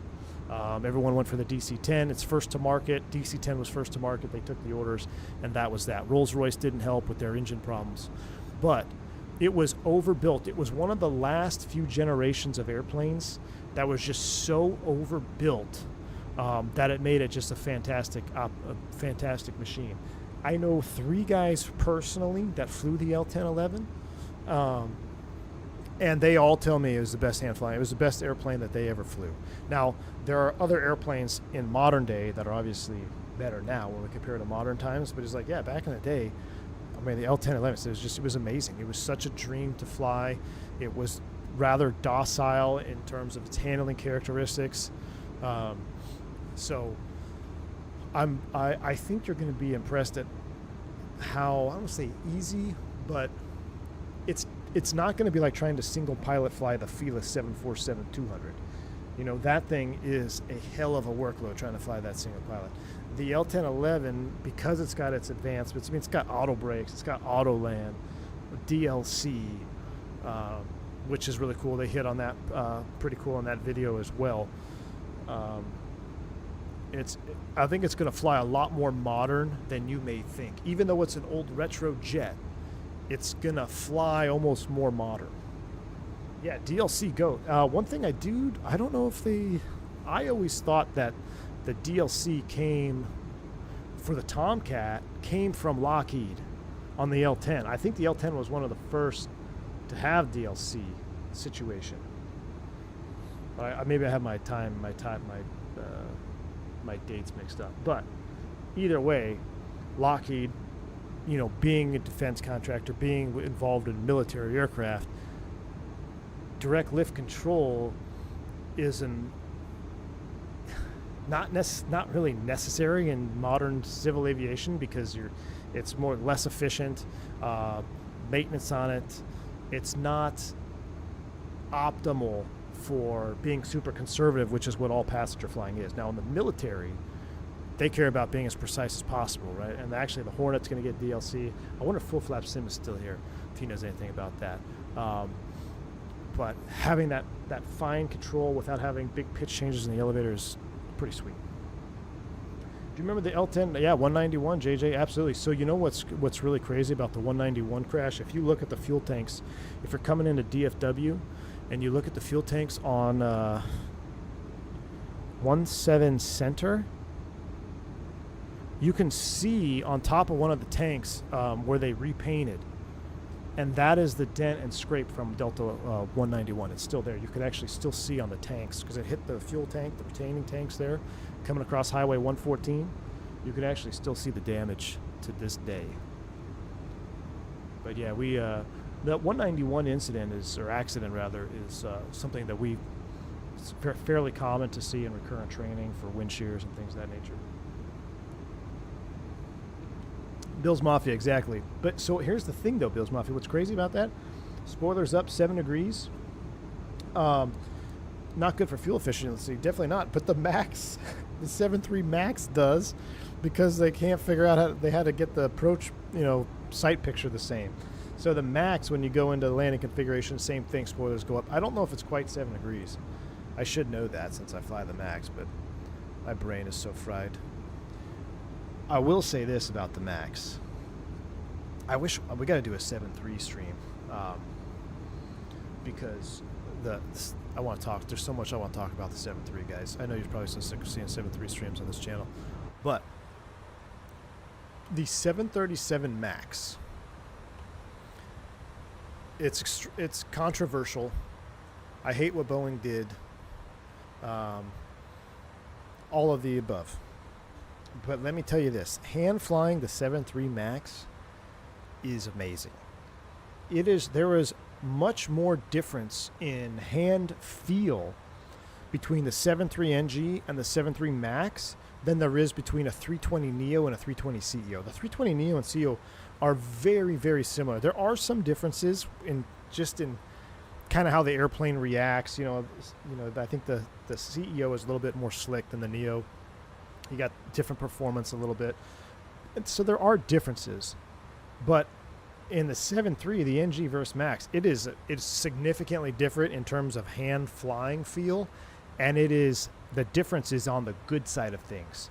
The Max, whatever they did with the Max, they did it well in terms of how it flies. It's a dream to hand fly. I mean, I fly that thing up into the 20s. Without even blinking. I mean, it flies that good. Big airliner got to you. A lot of my 7.3 Max buddies said the Max flies great. Yeah, I agree, Rain Man. It really does.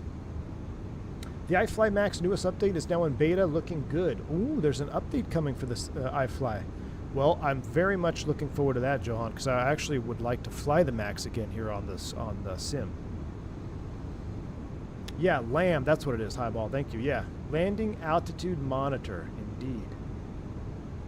Or landing attitude monitor. Is that what it stands for, Highball? I know it's LAM.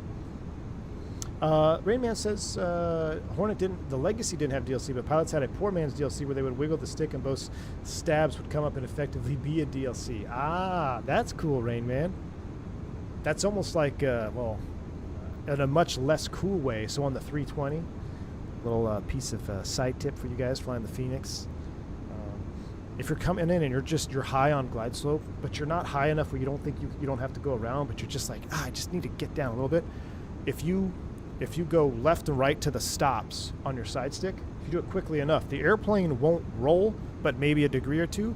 But what you're doing is you're effectively floating the spoilers, and that'll help you increase your rate of descent without necessarily speeding up. So just a little side trick. It works good on the CEOs. Especially on the 319, I feel like 319 handles it the best. Yeah, that's a poor man's DLC wannabe. You float the rule spoilers if you go left and right with the side stick real quick. Landing attitude modifier, thank you. That's what it is.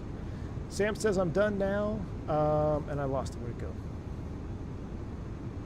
I'm home now, waiting for the call so I can go attempt to land the real thing. Dude, that's awesome, man. Congrats, Sam. Freaking congrats, dude.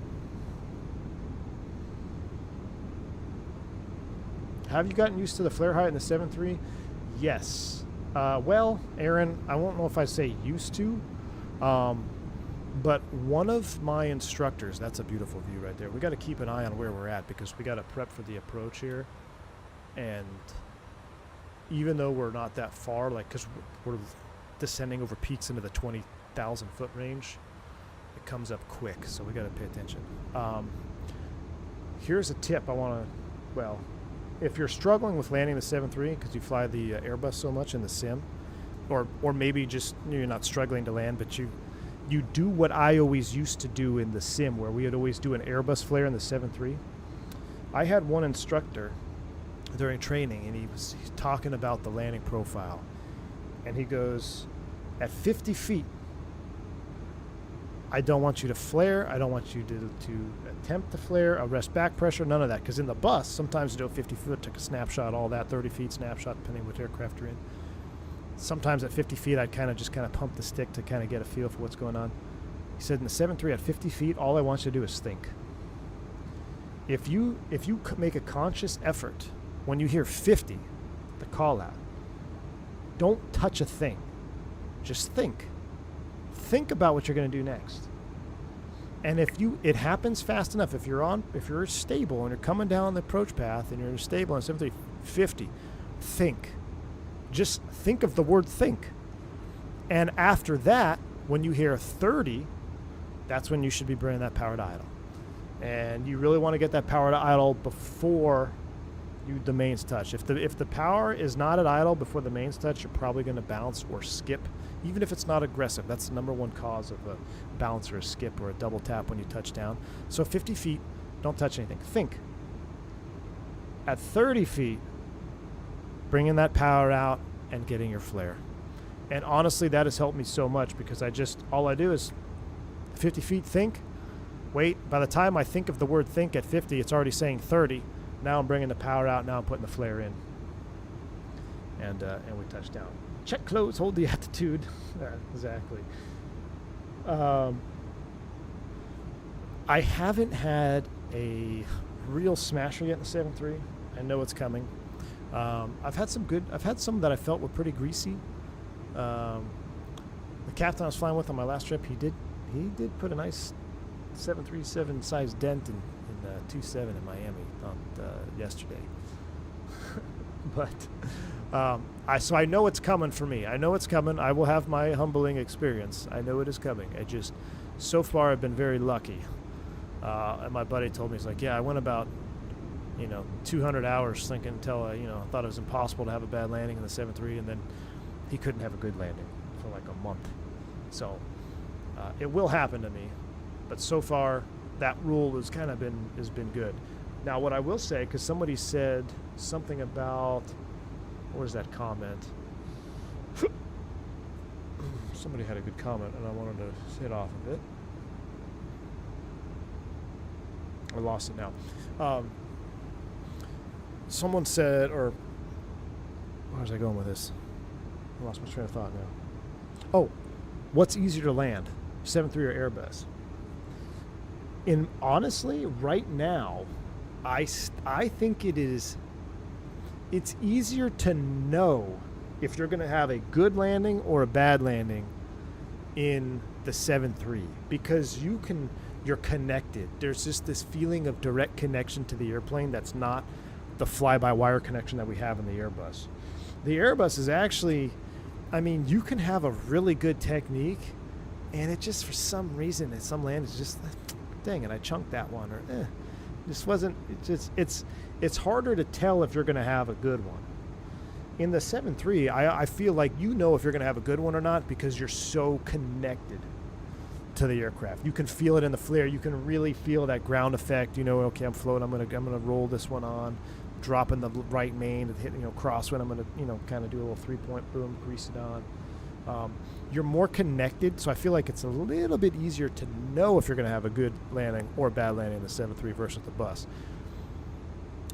I still believe, and my SIP partner told me this when we were at trading, he's like, dude, the last 10 feet in the 737 is between God and Boeing. He's like, at 10 feet, you can do what you want to do, and you may be doing it right, but sometimes it's just not going to happen. There's that little window between 10 feet there, between Boeing and God. Like, I don't know what's going to happen. But generally, if it's coming or not. In the Airbus, I swear, there were some times in the bus where I'm like, okay, yeah, everything's good. I've got it. This is going to be a great one. And I'm like, no, it's not. What happened? You just hit a little burble and it totally throws everything off, and you end up chunking the landing. Not super hard, but you just, I could do better. But the 7.3, there's an intimate connection that you can feel for sure. That's the benefit of full total manual control. Indeed, Diabetic Lad. Indeed, full total manual control. Vodka, do we check the weather at Skardu? Because I feel like we probably should have checked the weather. There's a lot of clouds below us, and there's a whole lot of terrain down there. Now we're 400 miles out, 575 flight plan miles. I need to pull out my. Let me pull out my Skardu charts here real quick. I'm going to get them up on my screen so I can reference them. I still love the 340-600. I've said before on this channel, if there's one airplane I could fly that's still flying in real life for the rest of my career, I could just be completely fictional. The number one, my choice would be an A340-600 domestic turns only. Like, let me go Dallas, Cleveland, Dallas, Detroit, Dallas, LA turns in an A340-600. A340-600. You got 4 engines, cockpit of an Airbus, wide body, the superior systems of an Airbus. Like, I love the A340-600. So it's awesome to have this bird here. Yeah, the Max and NG don't quite land the same, Rain Man. I would agree with that statement. The best way I would explain it to you is I personally like Flaps 40 and the NG too. But I've done a fair amount of Flaps 30s now just because the captains are scared. They don't want to see me do a Flaps 40, even though I feel like I almost land better with Flaps 40 on the NG. But on the NG, on Flaps 40, you really have to be cognizant of what you're doing because you can easily get slow and come down hard. You definitely can. There's much more timing. The timing is much more critical at Flaps 40 and an NG with the power. If you bring the power back too early on an NG and Flaps 40, you're going to crater the runway. But as standard practice, I actually like Flaps 40 even better on the Max. I feel like the split Simtar winglets or whatever they're called, the Max winglet, and just those big LEAP engines out there, it feels like there's a little bit more ground effect in the Max. So having that Flap 40, a Flap 40 Max landing to me feels more similar to like a Flap 30 NG landing, just the way the drag happens. So when I fly the Max, I think I've done one Max landing at Flaps 30. I think I've done all my Max landings at Flaps 40. But there's that Flaps 40 Max is sweet spot. Zippy says, I took off out of Heathrow and was at the gate with a 330 next to me. Looked like a baby plane compared to the 346. I know, man. Sometimes we still see the Lufthansa 340. What's it, 340-600 Lufthansa in Dallas? And they're freaking awesome, man. I love it. What's standard landing? Flap 7.3. For us, we can use 30 or 40, man. I had one Czech airman say that's all he uses is 40. So if Boeing didn't want you to land Flaps 40, they wouldn't have put a Flaps 40 in there. So the problem is there's been a stigma, and there still is a stigma for us, where a lot of guys are like, they're scared of their Flaps 40 because they think they're going to smash every landing. So me being a new guy, I'm like, hey, can I do Flaps 40? And they're like, nah, dude, you're doing a 30. I'm like, oh, I hate being an FO. But there's really no issue. You just have to time your power reduction a little bit better. That's it, or a little different, I should say, than the Flaps 30. 3 Greens, thank you for the 8 Aussie, man. Appreciate you. It says the landing talk gets me excited to fly 2 blinders. Currently, I'm just an expert at flat spotting Cessna tires on some very short landings. Hey, 3 Greens. Yeah, man. It's listen. If you can land the Cessna, you can land a 7.3 though. You really can. It's a giant Cessna. That's how it just honestly feels like a giant Cessna. But thank you so much, man. I appreciate the super chat.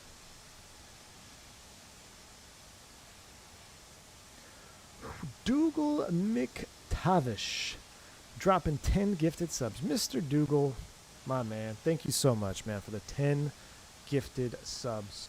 One of the longest standing members here on the channel from the OG days of this. I mean, I remember talking to you on the second stream with Dimitri. Where's Dimitri been? But yeah, Dougal, thank you so much, man, for the support, dude. I really appreciate you, man.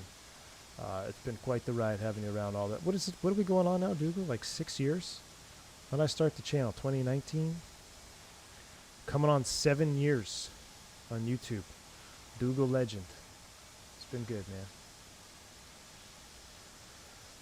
man. All right, what was I doing? Oh yeah, I gotta find my not Kitech, my OPSED charts.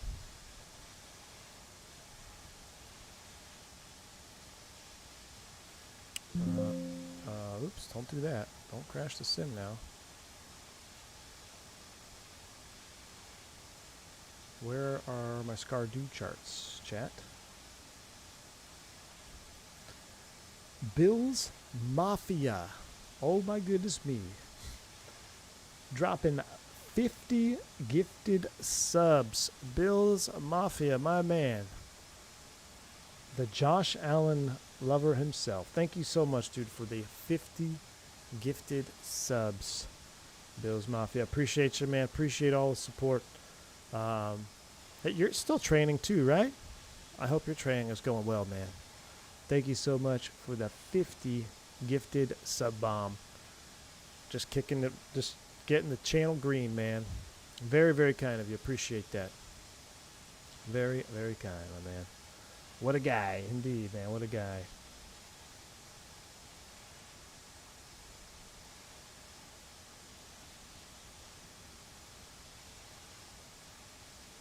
Working on instrument. Very cool, man. Instrument has, there's my Scardu ops right there. But yeah, dude, what are you trading on us? A Cessna? If you can fly the Cessna, like I was saying, man, you probably could land a 7.3 right now. But again, thank you for the massive 50 sub bomb. This is why I don't gamble. Luck stinks. Cam MD11, what's up, buddy? Cam, how's that new MD11 update? How is the new MD11 update?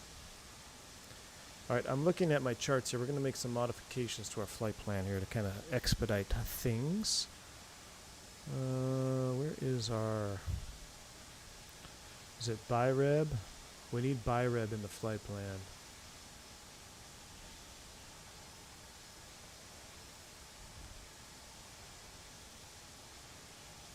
Alright, let's get in here. Let's get back to the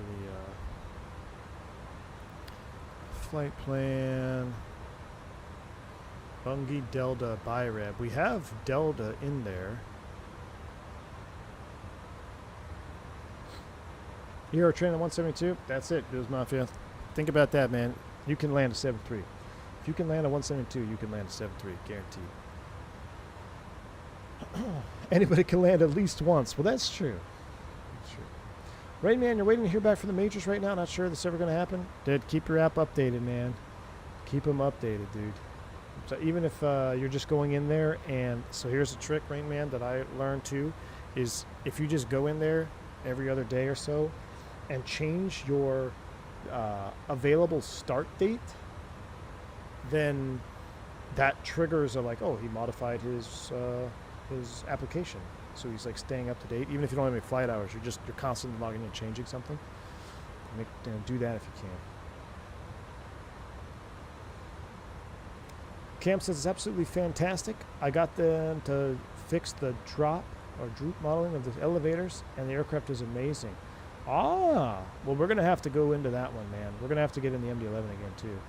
I will say, though, once the L-10 drops, Cam, I don't know if I'll ever fly the MD-11 again, because the L-10 is my Cam MD-11. I might be VL-1011 simulations here soon. But I was keeping an eye on that update for the MD-11. It released after I was gone and scheduling's mayhem book. But alright, so BIREB, where is the page that shows the whole approach path? This is not, we are not prepared for this, chat. Alright, let's go. We can't go straight to Delta. Can we go Bungie Delta? Do we have Bungie in there? Yes, we do. So how do you go direct on the Airbus? Oh my gosh, I just tried to copy it and bring it to the top. Chat, I've dumped it all. Bungie.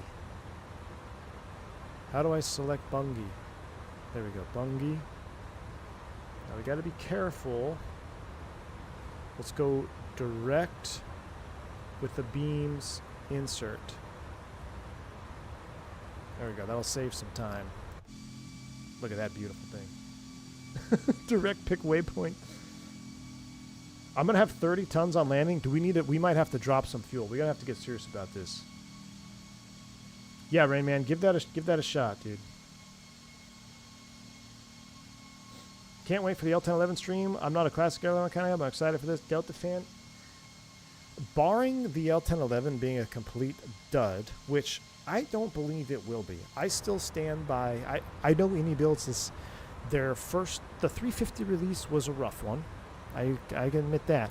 Their 340, I thought was probably their best release out of the gate since they first came onto the scene and dropped the A300 and X-Plane 11.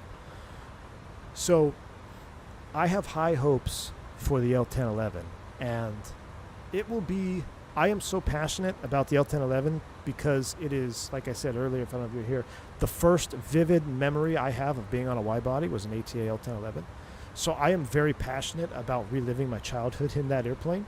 But it is, I will take it upon myself to really try to explain what I can. I'm trying to do my due diligence now and understanding the systems and the LTN and everything so I can explain it in simple terms and make everyone feel very confident in flying it, because I do think it is such, if you appreciate the history of aviation, the L10 was such a feat of engineering, even for its time, or especially for its time. But even in modern day aviation, what the L1011 could do is, like, it would definitely be able to keep up if gas was cheap and airlines still cared about airplanes that were awesome instead of what is the lightest, most efficient airplane we can have possible. The L1011 is an incredible feat of engineering. So I will be making tutorials and all those things for sure. The L1011 beat the DC-10. Yeah, well, it beat the DC-10 in a better timeline. Well, so the DC-10, what really screwed the L10 from beating the DC-10 was Rolls-Royce. So it's Zippy Zapple and the Euros. It's your fault, man. You guys, Rolls-Royce, screwed the L10. But there were other things that were issues too. But the airframe, the L1011 was so advanced, it was so dependent on the RB211 that you couldn't just swap the engine. That was another downfall. And from the initial design with Lockheed, and you could fault Lockheed for that, Douglas said, hey, you can have 2 engine variants, or 2 or 3 engine variants for the DC-10. And that was a huge selling point. If Lockheed would have made it have an optional engine, then it probably would have still been the better bet. But because it was so advanced, it was so dependent on that specific engine, they had to wait for it. So, all right. HS, thank you for the $5 super chat. Man says, how do I go direct in an Airbus? Love the A340-600. Glad to see you, V1. Chat. Hey, HS, man. It's good to see you, man. Thank you so much for the $5 super chat. Appreciate you. Yeah, dude, I forget everything about the bus. It's amazing, huh? You fly a 7.3 for a few months, and it's just like, I've dumped it all. My brain, I have limited space. I'm not smart enough to maintain currency on everything. I had to dump it all for the 7.3. All right, what was I going to do? Okay, we're going direct. Oh, we have to look at our fuel. So we might actually go down. 31.5 on landing is going to be a bit much. Landing performance, SCAR-DO. We actually need to look at airport OPSED. OPSED.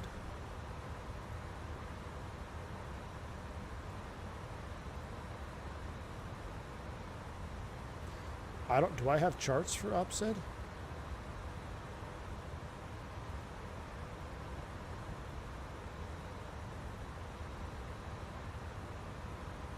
No.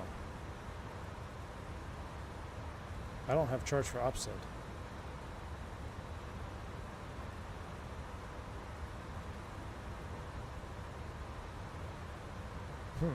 No charts. We don't have charts. I'm pretty sure we don't have charts. So we need to land on... Oh Hold on, I gotta get this now. We gotta figure this out now, or else we're gonna be cooked, guys. We can't. I know it seems like we're still far, but we're only. I mean, there's, like I said, 20,000 foot peak. So we're going direct to there and then Delta, right? Yeah. So Delta, then the right turn towards Byreb. What's the runway that we circle to, Vodka? We're going into the Shigar Valley. And the good thing is once you get below the mountains, the winds aren't terrible. So Byreb, cross Byreb at 21.5. But what the heck is the runway number, man?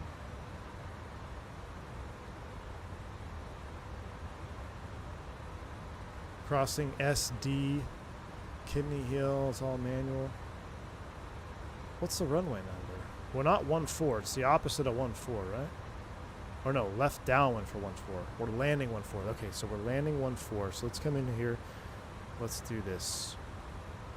Arrival, we're just gonna draw runway 1-4 left, insert. And we gotta cross Byreb at 21.5.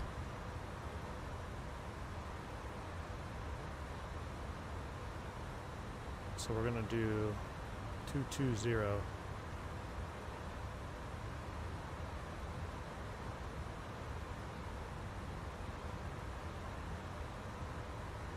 don't know why it's giving me an error there. Alright, the 220. And then we need to look at our landing performance. We're dry, off, full, on. Let's do brake 3, reverse, compute. Okay.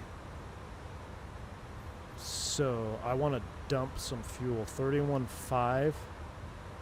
What is our speeds? Clean 211. 157.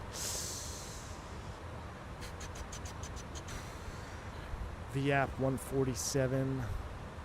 I guess we could do 147. We might be alright. We might be alright with that. We might be okay. I want to dump a little bit here, but I want to get back to the super chats here. Let's see. Key 6, my goodness. Key 6, 54 months. Good to see you, man. Look who decided to join us today. Look who indeed. What's up, man? Good to see you, Key 6. Hope all is well. Canadian is in the house. Mr. Canadian, it's been so long indeed, man. How is it up there in the great white Canadian North? My man. Good to see you, Canadian. Hope all is well, dude.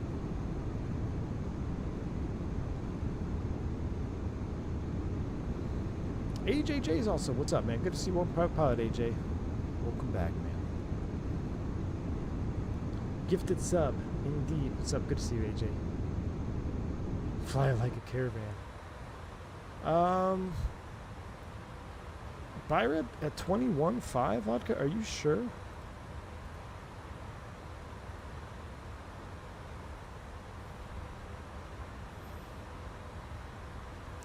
Well, we need to cross...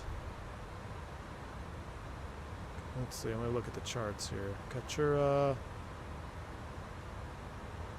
No, Byreb is at... Not at 22. We're going to have to be lower than that.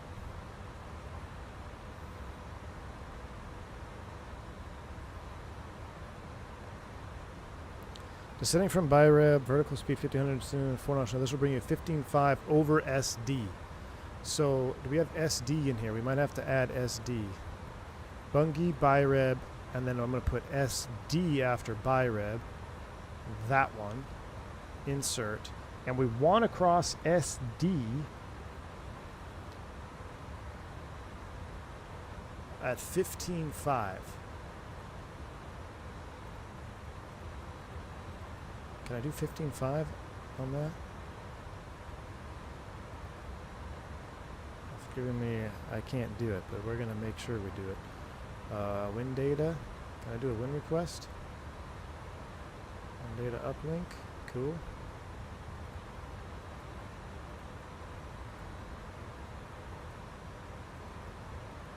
Alright, there we go. We got our winds in there.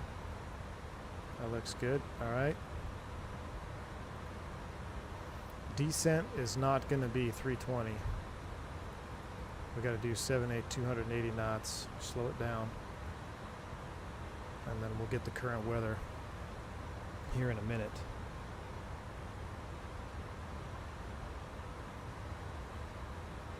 All right, we're looking good. I might have to put a procedure turn. I've done this before, but we might have to put a procedure turn over Delta or Bungie. I think we will.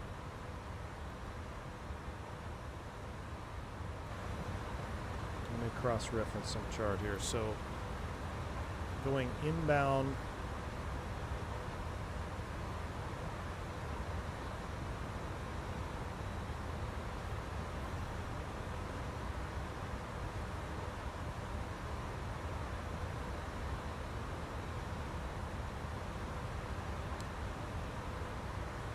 I have to put a hold at Bungie. Let's test. Should we test the box out? Procedure turn at Bungie. So how do we do this? It's a direct function. No. How do you do holds? I cannot believe I've forgotten how to do holds. Bungie. Hold. I want to do right turns. And let's do an inbound of, let's try 045. That'll work. And let's do 10-mile legs.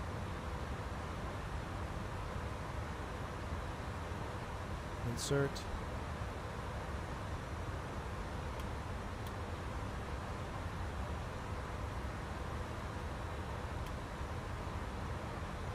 We have a hold at Bungie. We can't see it yet, but we've got it in there. We'll see what it looks like when we get a little bit closer.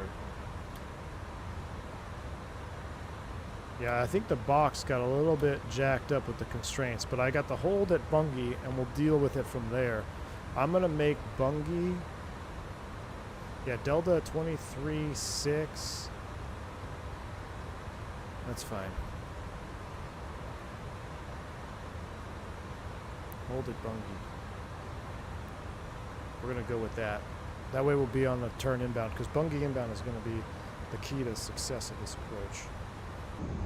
Be ready. We got some high altitude clouds, which is scary though. Alright. What I miss? I heard some stuff. Key 6. What's up, my man? Doing well. Have to send you a work update later. Might be in Texas this year. Have a latte on me. Key 6. I'm going to need that for my caravan stream this evening. Thank you so much for the $10 super chat, man. Appreciate you. Doing well. I already read it.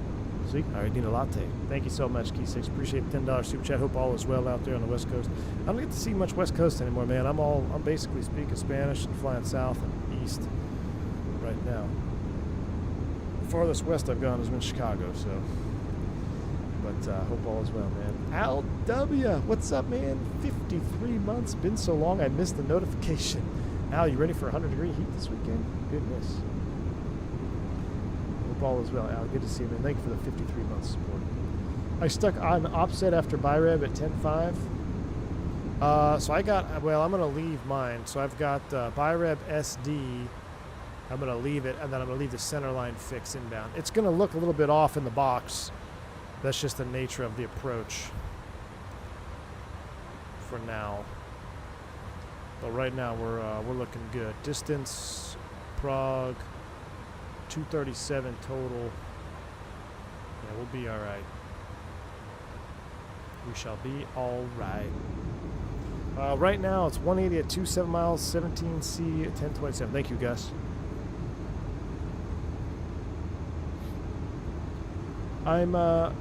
So I'm still bogan and using FS 2020. Oh man, 24 is worth the upgrade. Yes, I play a lot. Love the sim. Still rocking a 3080 Ti. 3080 Ti. If you run auto FPS and have realistic expectations on your graphical settings, I think you'll be all right now with 24. But it's going to also depend on other parts of your system. But I think 24, man. We're getting all the planes now that we've all wanted, or at least me. You know, there's so many planes that are in 24 now. I don't know why, other than the performance aspect alone, being able to run it or not, it's at least worth a shot trying to get it up and running. because it seems to be the future. Are westerly routes more competitive? No, not really, Tender Aviation. Especially since a lot of those western routes end with red eyes on the way back. It's just my geographic location for my operator. They like to put us south. And right now the 7-3 does all the terrain critical flying in South America, so I get to have fun with that. The Boeing driver is live and he's not in a black square caravan. Av Apollo, that's coming up next. I gotta buy it and get it set up for the next stream. I'm gonna buy it. I think Just Flight had sent me an email about it, but I haven't responded to anything sim-related in about 3 weeks, so I do apologize if anybody is a dev out there watching this. Yes. Bummer. I never responded. I'm so bad at responding.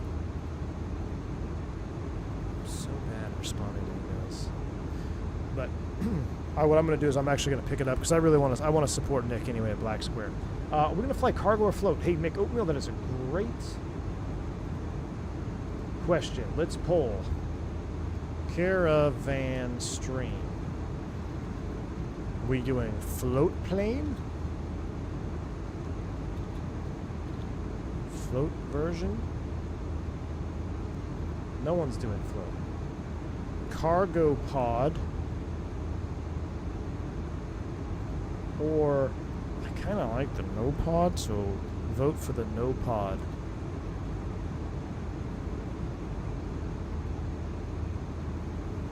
Nope, no pod is kind of cool. Although the pod is so iconic.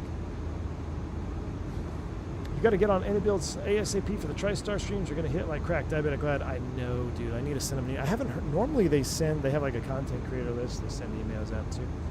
I haven't seen anything yet. But I may shoot him an email because I am that jacked for the L10. That jacked. I'm super. I don't know, man. I might be. I'm trying to think the last time I was this excited for a release. What would it have been? I mean, I was pretty excited for the Phoenix to release. There's no question about that.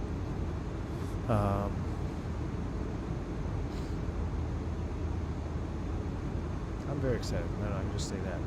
Caravan to St. Bart's. We could do some Caribbean flying. Probably Phoenix 319, Diabetic Lad. I think you might be right, dude. The Phoenix 319, I was super excited for that. In terms of jets, you know, there's some props I was very excited for too, like the Dukes and stuff.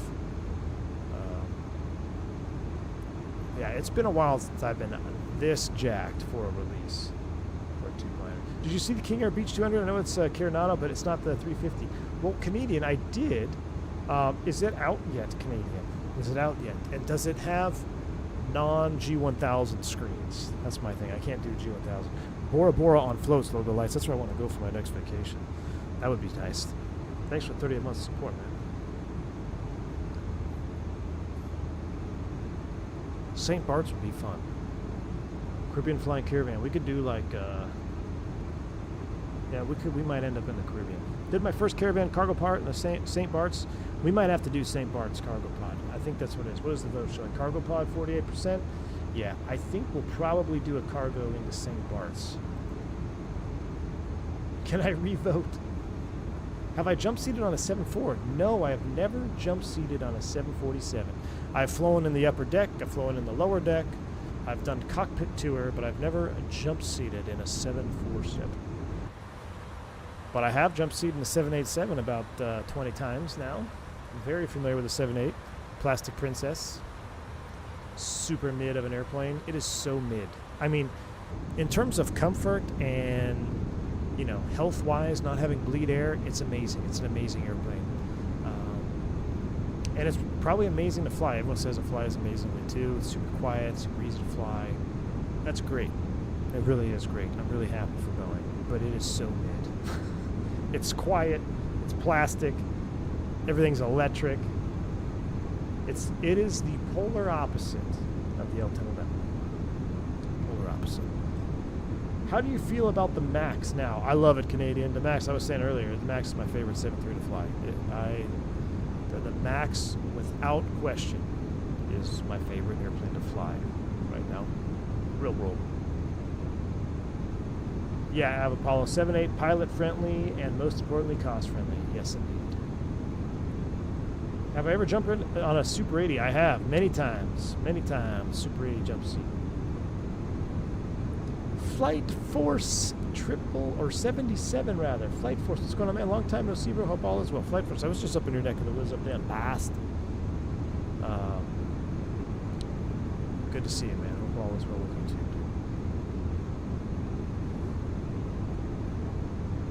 Bush flying in Papua New Guinea.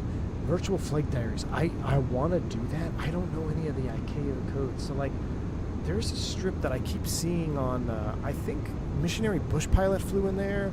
And there's, like, some cool little bush strips on the side of the hill that would be fun to fly into up there. But I don't even know where to look. I don't even know where Papua New Guinea is on a map. But I've seen guys, I think Jeff Faviano did something there, too. When I jumped the 787, I was very unimpressed. Indeed, fly by Tim. I'm extremely unimpressed. You should come fly some hurt trips with me. loud, stinks, and slow. Cruise at 290 knots true. Fun crossing the Pacific. Oh my gosh. Well, that's got to be, I mean, there we go. It's the hurt, baby. That would be fun, man. Let me do it one. Can I airline back? I'll just fly once, and then I airline back. I think the round trip would be too much. It'd be deaf. You're going to fly up here in Montreal with that new plane? I see some of your guys' planes here sometimes. I don't remember if it's another hub. We do Montreal, yeah. But I haven't seen it on my... I'm on reserve, man, so I just get whatever the shaft is from the company. That's what I get. Although I did bid for a trip that I did get. And it was supposed to be... I only bid for it because it ended early, and I could make a commute home. But so sometimes, if I see a Montreal available for bid, I might actually do it. Hold on, I gotta text the wife real quick.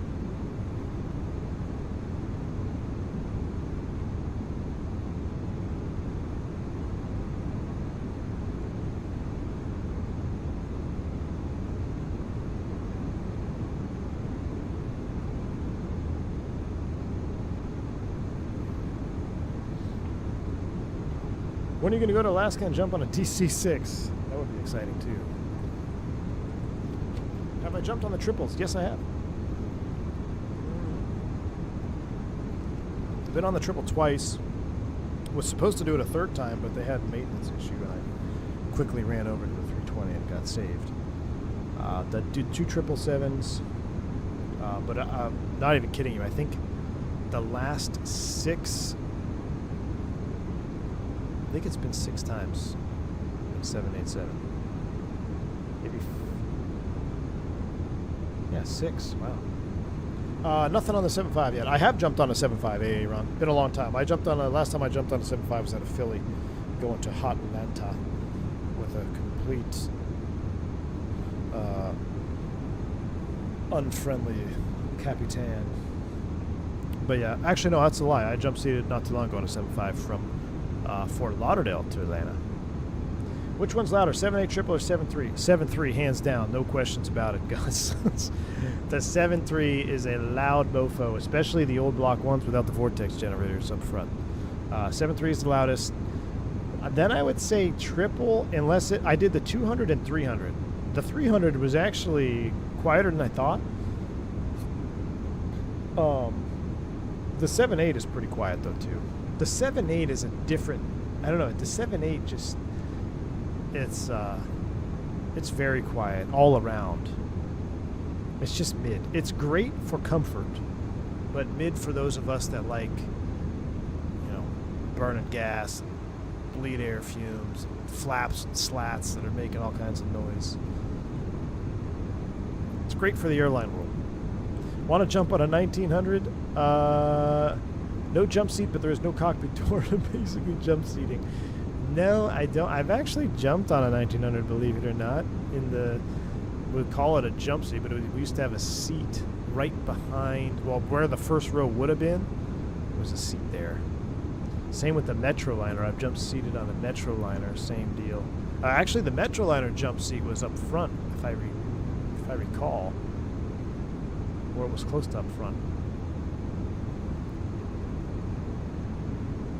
Greetings from Munich. Could you demonstrate a little rate of fuel dumping? Oh, Rolf, let's dump a little fuel. I don't remember how to do it. Let's see if we can figure it out. So we're going to go to fuel and then jettison gross weight. So right now, our gross weight is 511. That has us landing with 31.5. I want to jettison 10,000 pounds. So we need to, oh, let's jettison 1,000. Well, no, we can't jettison 1,000. We won't have any. Wait, 31,000 pounds. Someone help me do the math here. I don't want to screw this up.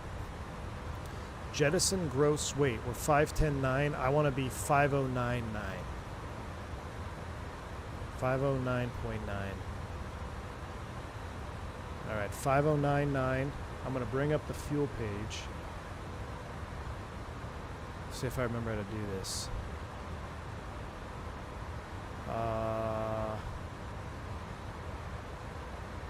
Remember we did this in X-Plane? It was so much fun. Does it work in 2024?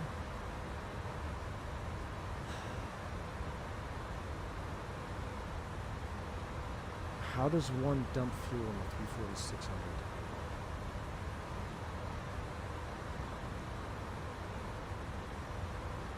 Oh, there it is, right here. Okay. All right, so we're going to arm the jettison. And then active.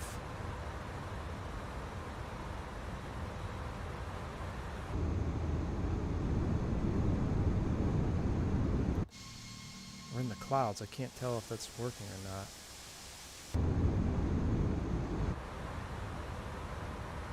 $5099.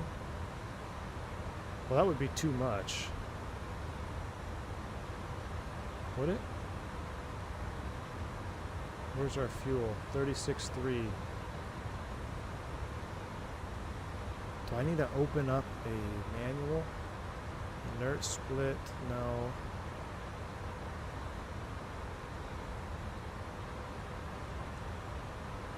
It's only 700 pounds to jettison too, right? We'll be off.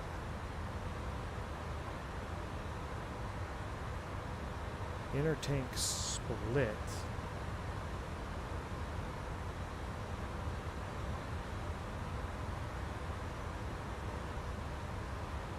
We're definitely not jettisoning. I'm not doing it.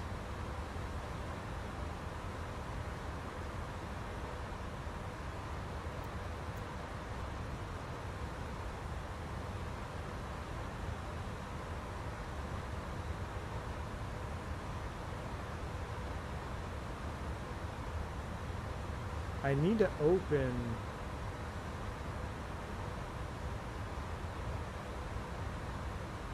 something, and I don't know what it is.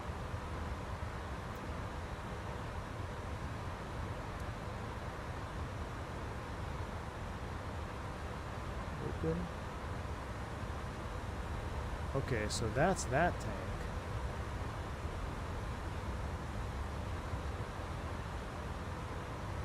Let's do 508.0. Entry out of range, really? Oh, 508.0.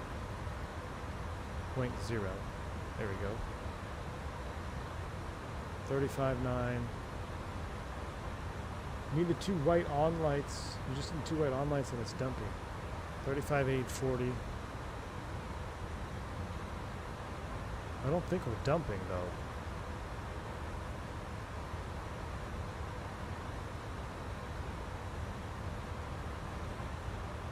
Not dumping. Now we might be. Manual transfer complete. Chain transfers auto.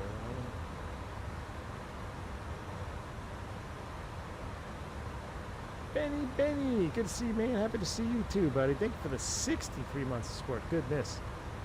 Good to see you, Benny. It may not be supported in my release, in my version.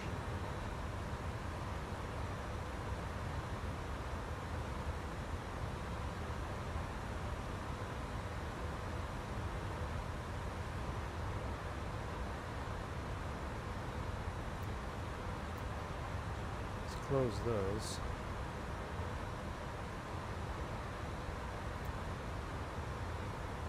Transfer forward. I was wondering if you have to move fuel from these. No, it would jettison from the wing tank, right? It would jettison from the wing tank. So we have fuel in the wing tanks we should be able to jettison from.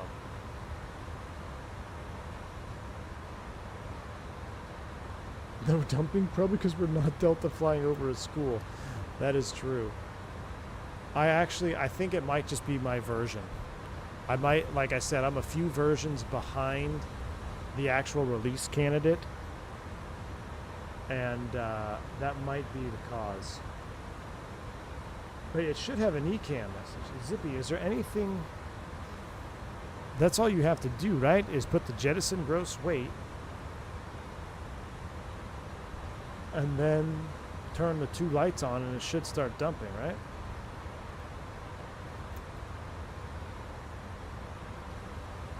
But I would get an ECAM, I would think, for that. Try selecting MLW. Max landing rate. What?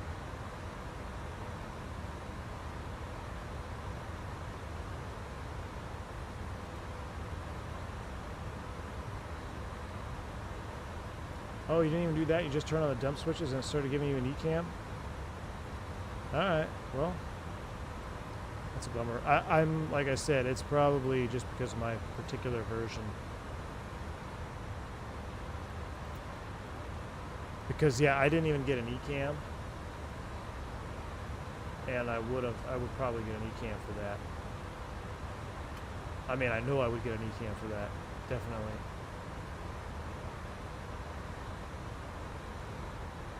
Try one more time. Arm active, yeah, no ECAM for that.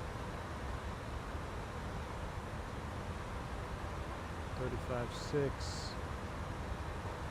Yeah, our fuel isn't dumping.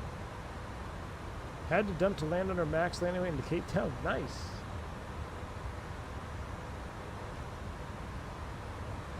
Alright, well, we know it works, like I said.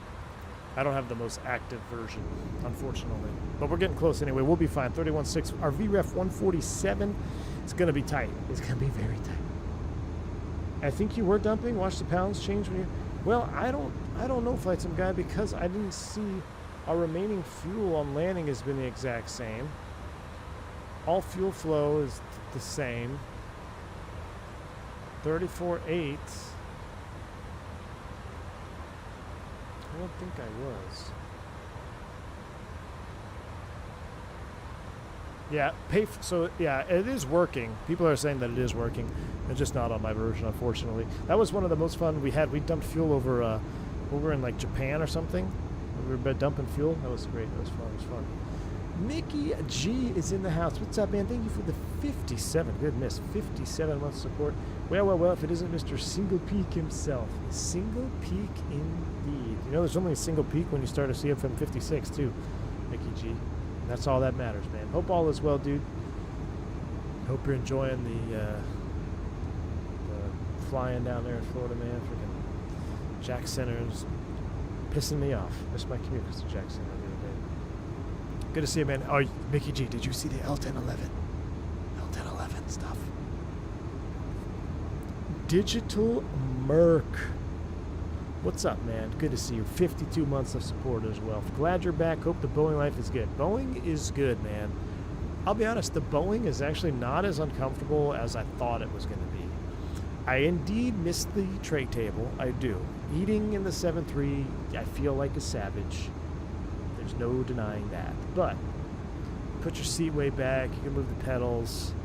Or not way back. I can put my seat back enough. You know, I did just this last trip. I did 2 legs. One was 5.5. One was over 6 hours.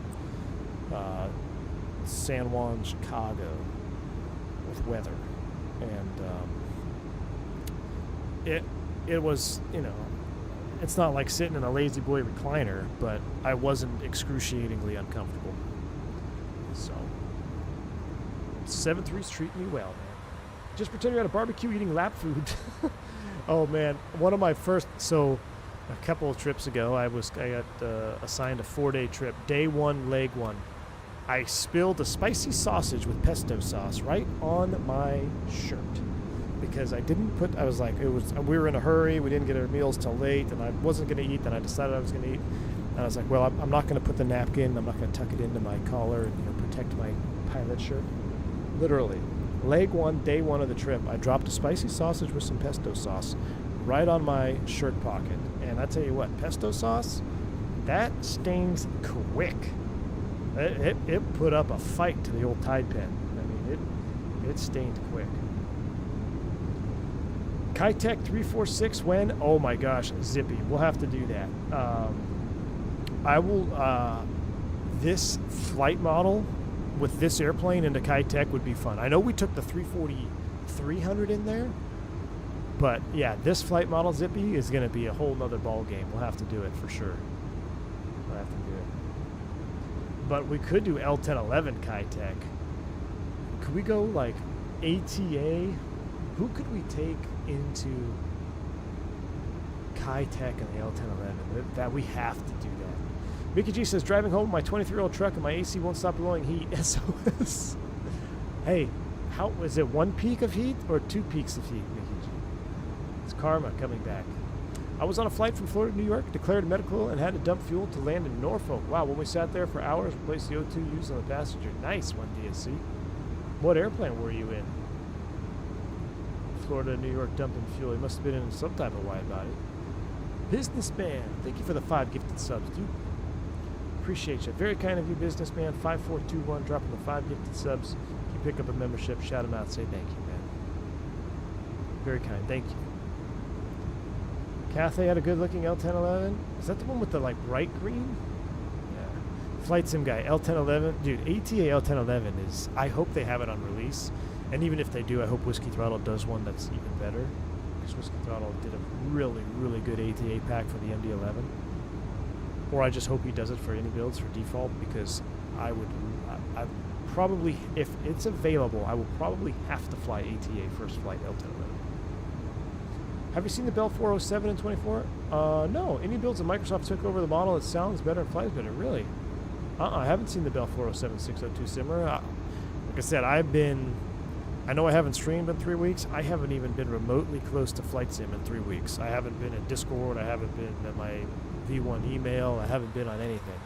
Been so busy with just life and being abused by scheduling. So I'm just trying to catch up now. Cathay, ANA, and Dragonair. Ooh. Uh-huh. Have you figured out how you're going to descend with those mountains in the way after you shortcutted it? Well, I put a hold in at Byreb. I'm going to turn there at Byreb Vodka, and then I'll be able to descend in the hold on proper track. Oh, we never did check the cabin. I think we have time. Let's do a cabin check. Surely we have time. 20 miles. Enter destination data. Uh-oh, hold on. Let's do this first. Damn, we flew all this way. We didn't do a cabin check. We got, where's Gus at? I need Kitech weather. See, there's our Bungie hold. We'll see how she does. But let's go ahead and step down right now to 36 to get us down a little bit. I'm going to go 0 for 0 on the wind. Temperature 6. We're going to do a 50-foot alert height. Actually, let's do a 200-foot alert height.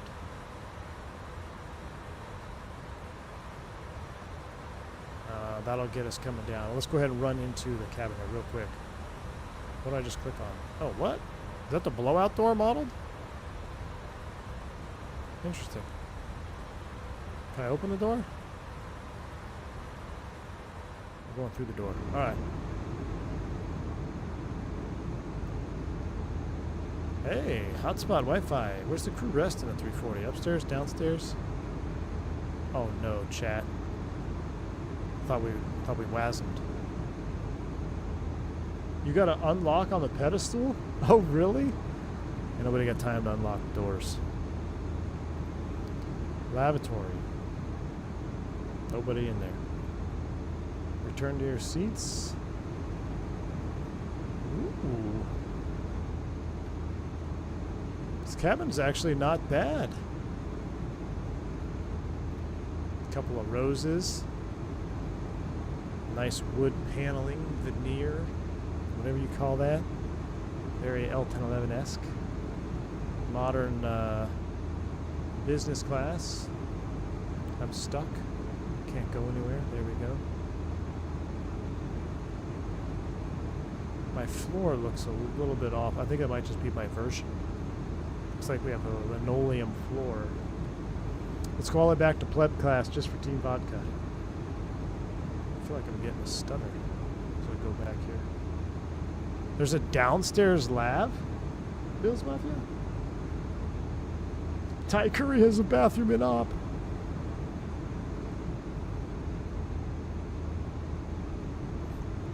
Oh, so here we go into the economy section. Still not bad. A 232 is better than being in a 242, I think. Ugh. Let's go all the way back.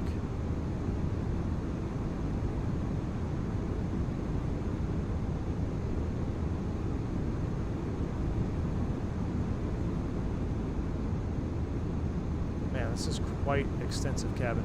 A very shiny floor. That might be my version, Dale. Again, like I said, I'm not on the most updated version. Unfortunately, so that may differ from what you guys have on release candidate. It just keeps on going, is right, dude. There's a long way to the back. There's no aft galley, or just not modeled, perhaps. Oh, no, there is. Oh, that's a curtain. Whoa. There's a mirror. Got a couple of jump seats back here. Look at all the galley carts with the brake pedals. Oh, they should be red and green. If Turk Herein was here, he'd be complaining that the brakes are not red and the release brake pedal is not green. He'd be like 10 for 10 uninstalling because of the brake pedals. Downstairs lab on the other side. I can't get through the floor. And unfortunately, we got to pay attention now. What's the outside air temp? Minus 57, so we're good. What is the meter down here, Vodka? You got a meter for upset? Mickey G dropping 10 gifted subs, my man. Thank you so much for the 10 gifted subs, dude. Appreciate you. Very kind. Shout out to Mickey G, the Twin Peaker himself.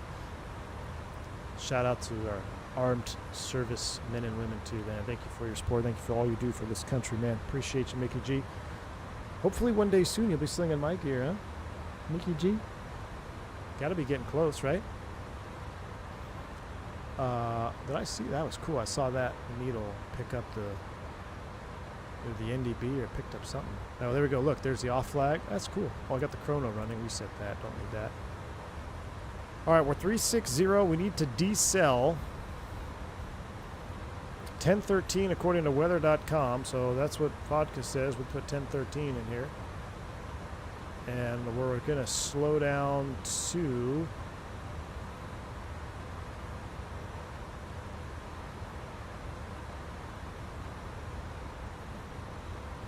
We're not going to slow down just yet. Keep going. That's a heck of a turn entry there in the hold.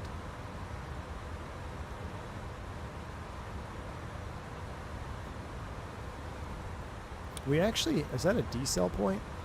I think it'll decel to its holding speed. We're going to modify that. Hopefully your company wants me. Oh, we want you, Mickey G. We want you, man. Don't look at the ADF. Turk in the U.S. will flip out. I know, AJ. I know it. AJ, do you have this bird? It flies so good, man. I was super impressed. I'm very much looking forward to hand flying this approach, just because of the hand flying characteristics of the Toliss. Gosh, I love the 340-600. That is a long airplane, man. What is the overall length on the A340-600? Businessman says, glad you're back. Just passed my multi-check ride last week and now starting MEI. Very cool, businessman. Very cool. MEI is a fun one. Enjoy it. Be safe. Enjoy that MEI, man.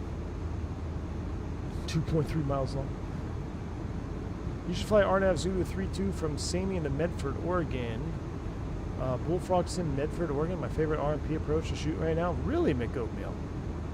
What's the ICAO for Medford? MFD? 247 feet long. Wow.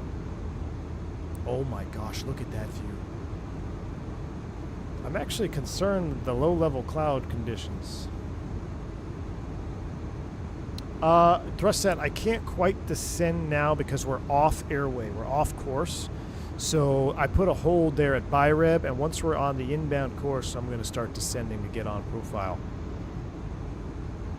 MFR. Okay. I'll look into that, Mick Oatmeal. Sounds interesting.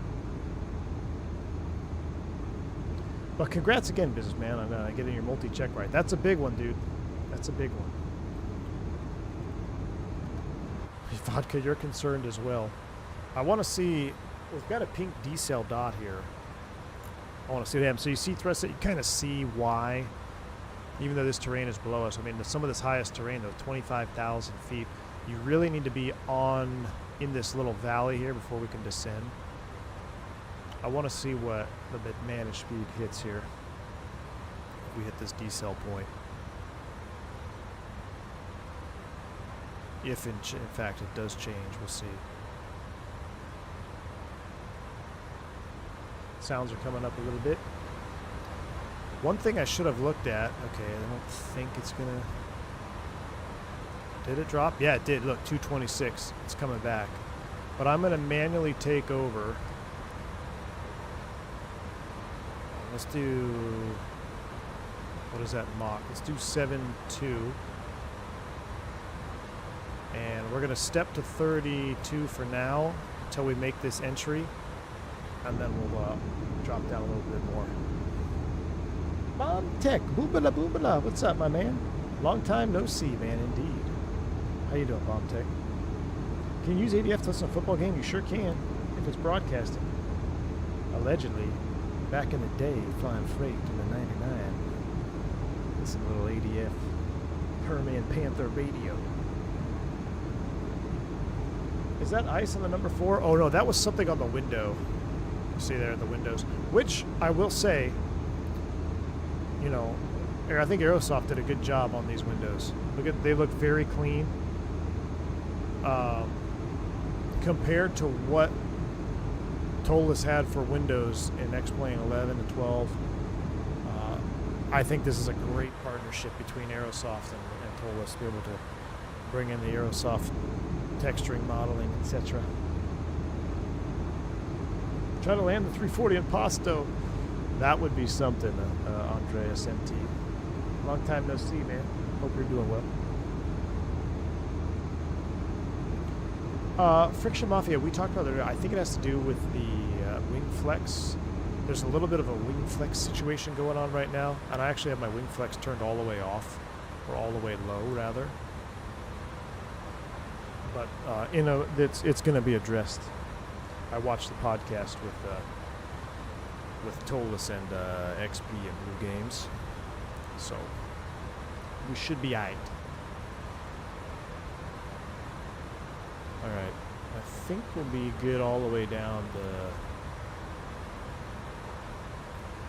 Let's do 28. Let's pull for open, because I'd like to dive down here while we can, and then we'll proceed inbound, hopefully just one turn here.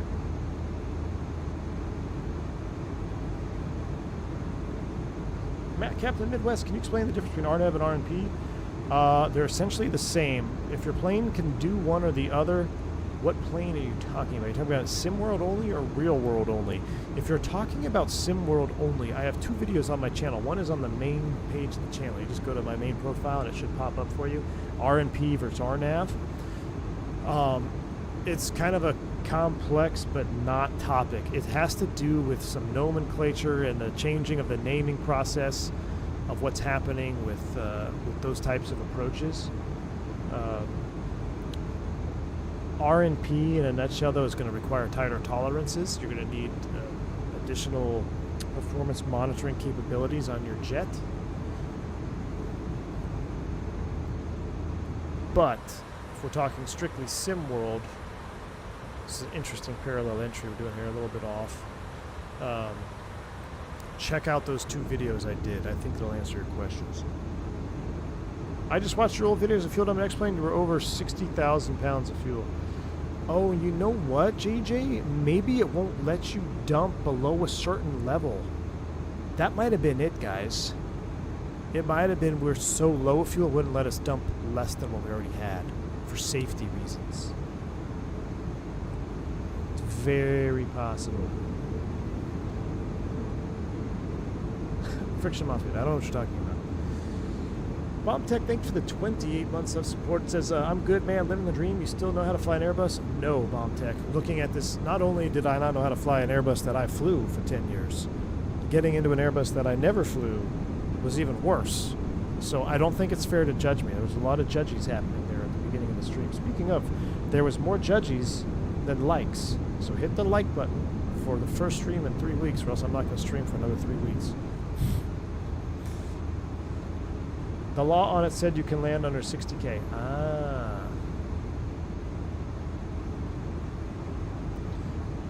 Captain Midwest, trying to know because I asked for the RNAV Zulu and AT said cleared RNP. So, were there 2 different approaches, Captain Midwest? If there were 2 different approaches, one labeled RNAV Zulu, one labeled RNP, you'd have to look at the minimums. If there is an RNP requirement on the RNP approach, if your aircraft is not capable, then you would have to just say, hey, I'm unable RNP, I have to do the RNAV Zulu. And I'm without knowing the charts that you're talking about at the airport, it's kind of hard for me to know for sure. But it also has a lot to do because, like, technically an RNP AR is different than an RNP. It's very confusing right now because it's in the process of being changed and being standardized. ICAO versus FAA, like Sam's talking about. It's just because we got to make everything confusing, Sam. Yeah, it was RNAV Yankee and RNAV Zulu, but no RNP into Cincinnati. Okay, so Captain Menace, it could have just been a VATSIM thing. If the chart is labeled RNAV Yankee, RNAV Zulu, then the controller should have cleared you for use the terminology RNAV. If there was another chart that said RNP, and he wanted you to fly the RNP, then you would just have to simply say, we're unable RNP, we have to do the RNAV, GPS, whatever it is. Sam, is SCAR do a standard landing assessment? Oh my word, it is. All right, 260, down we go. Let's exit the hold. We got low enough. Immediate exit. So we should hit Bungie inbound to Delta. Thrust idle, descent, 260, we're 280 on the speed. We're right there on that weird transition. I'm just going to bug 280.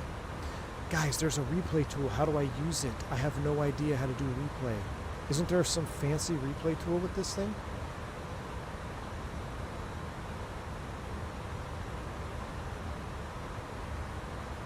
Guys, I know there's a fancy replay thing with this. And I don't know how to do it. Let me turn on G-loaded camera again, see if it... Replay is automatic? How do you do replay then? Just like X-Plane automatic. Well, how do you do it? Really? It's always recording?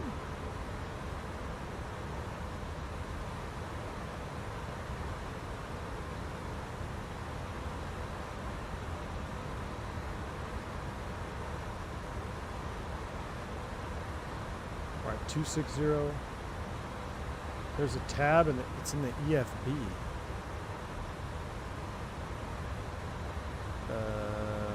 Startup simulation.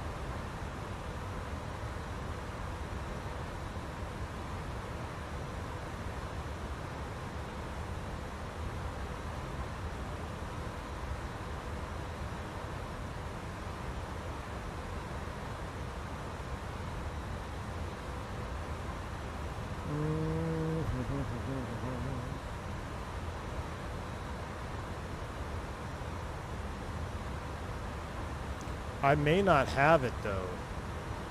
because I'm in an older version.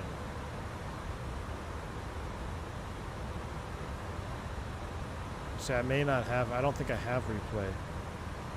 It's in the sounds tab. Yeah, see, I don't have it available.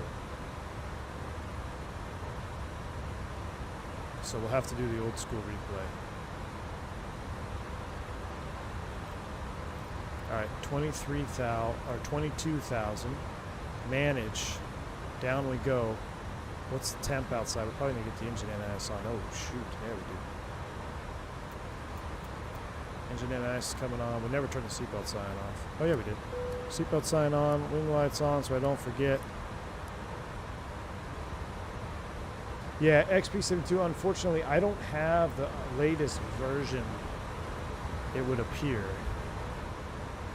So, the last version I downloaded from the Discord from Toliss, I don't think I clicked on the right link, maybe? I thought I did, but apparently not.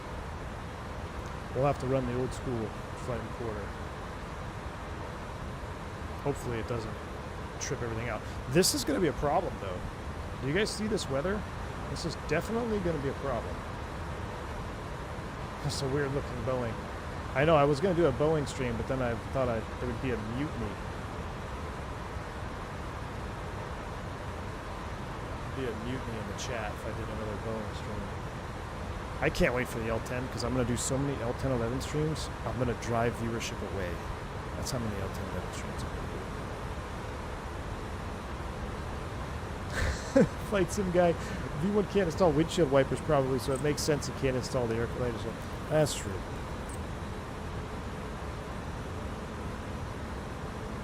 Alright, so 22 is what we got set. BiReb was supposed to be what I put in there, 22, so we should be good. Magic Barrel ref is fine. Sounds are coming all the way up. Let me go back here. External engine volume. I'm going to increase those just a little bit more.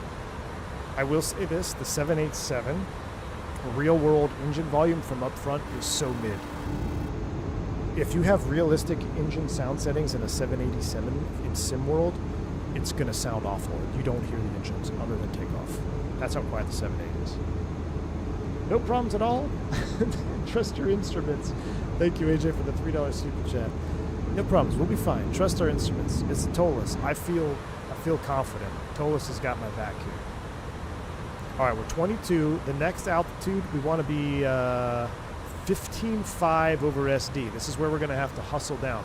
I'm going to go ahead. I need to slow now. Let's go ahead and bring it back to 210. Might be a little bit spicy. What's our perfs clean speed? 210 clean, slat 201.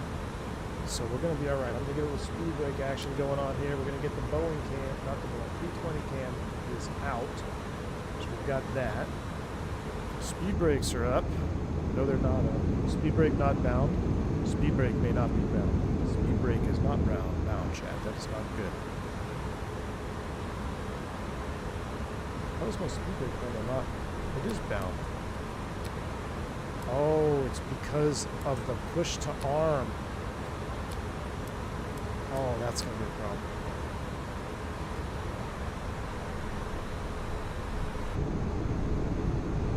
$240 slat speed. All right, slats are coming out one. Look at that VLS coming up to bite us. Slats are coming out.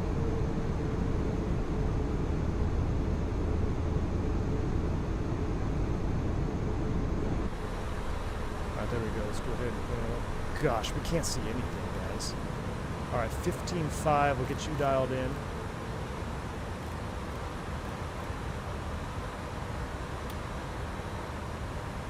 We're going to go auto brake 3.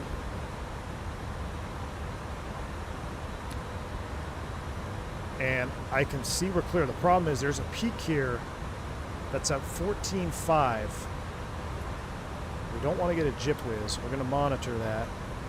Down we go. We're at 210 knots.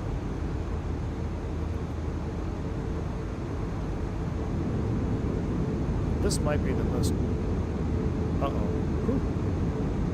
might be the most challenging plane to get in here. The MD-11 was extremely challenging. And this might be the second most, just because the sheer size of the 600.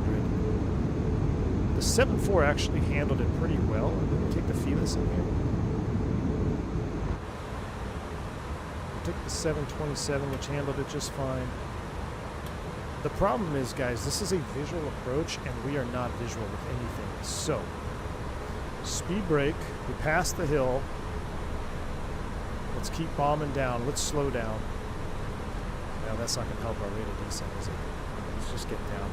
I need to try to get below.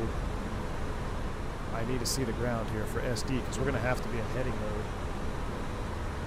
All right, I'm going to go ahead and turn recording on in case we see some mountain goats up here that we're not supposed to see. Recording is on 15.5 over SD. And we gotta, I mean, we might have to fly this in heading mode. I don't have my heading mode now, that's not good. In terrain, so we're already below. This is spicy. What's flaps 2 in the 340? 216. EFE next, minus 10, 233 for 1 plus F. Is it the same flap handling? Yeah. So we're actually on flaps 2, 216.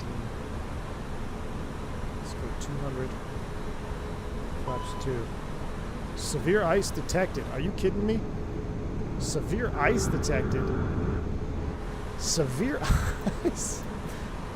I don't want that on. I want the wing heats on. Wing heats on. Severe ice. This is not going to go well. I hope Toliss is not watching. I already crashed one 340 in X-Plane 11 for icing. You guys remember that at the Kennedy? Engine ignition to start, you're right. Well, oh yeah, it doesn't go on, you're right. It doesn't go on with flaps. I was thinking narrow body. All right, we're through transition. So Magic Barrel refs is 29901, which is 1013. 1013 set both sides. I need to see the bottom here. Oh my gosh.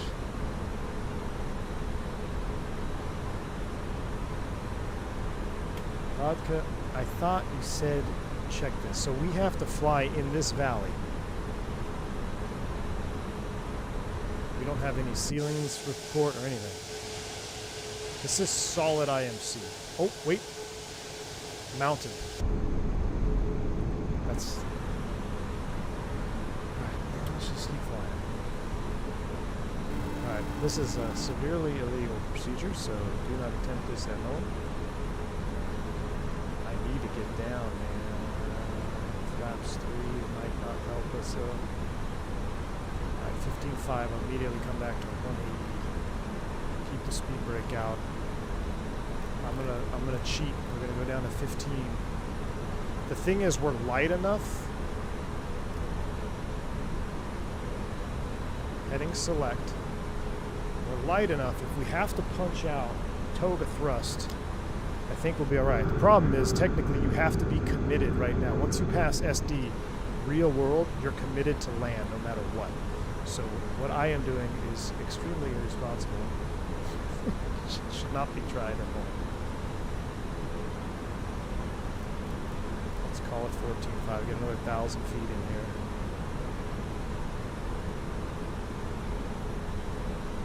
Oh my gosh. Oh no!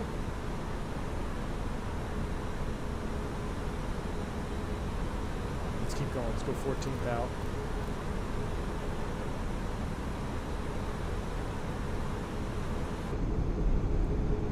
We're starting to see something there.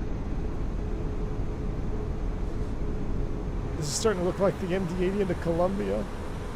What is all this? What the heck is all that?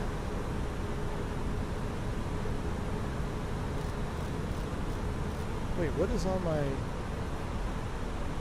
What's all this blue stuff? Cluttering my ND. Or waypoints.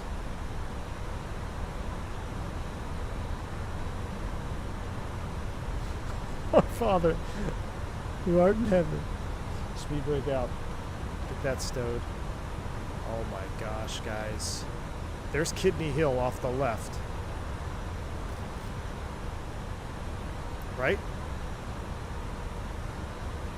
What is it, 10,000?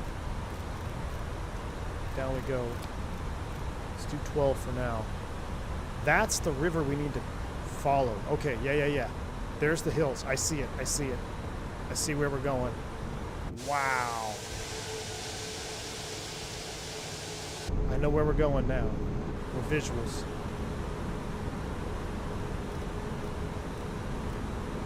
It's a long recording. I wish I had my heading right now.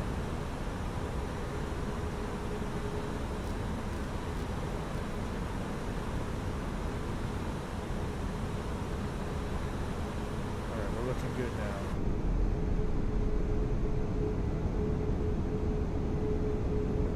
The problem is, that doesn't look good. You see how... Is that rain? Or snow? It's our last chance to bug out, chat. Do we bug out? I think we're supposed to be at like 9,000. Or let's do 11. 160 in the turn here. Maybe we can't quite do that. Let's do 170. And start the turn.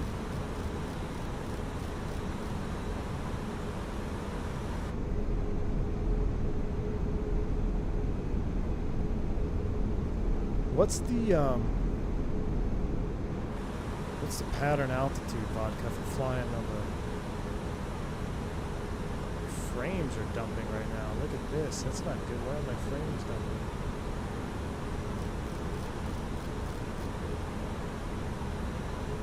I'm gonna stop that recording. Save.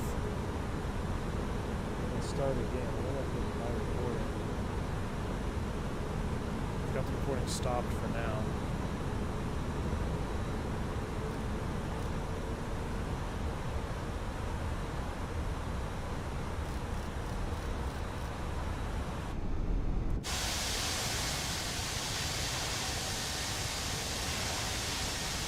Don't use a third-party recorder at Bork's airplane. Uh-oh. Yeah, it definitely did. But I don't have actual recorder, though. Because I don't have it on this version. Is it? Alright. So, let's go 10-3.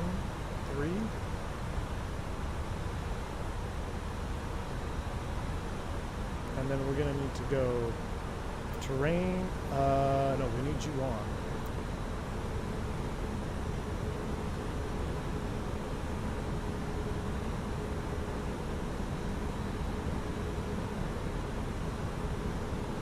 What's that final turn altitude? I can't see my screen. Let me know when we need to make the turn, chat. Charlie traffic, 767 final runway 14 left. Left downwind at 9,300. Okay. Oh my gosh, we just entered a huge rain storm.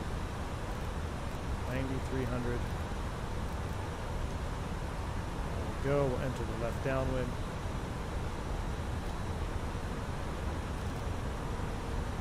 We basically need to stay over the river.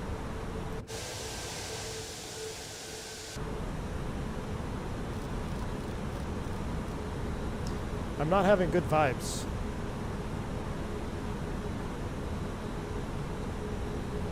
Is Flick scud running, Vodka? Or, Gus? Did you say you're on final for 1-4? 2,500. Yeah, we flew down the valley.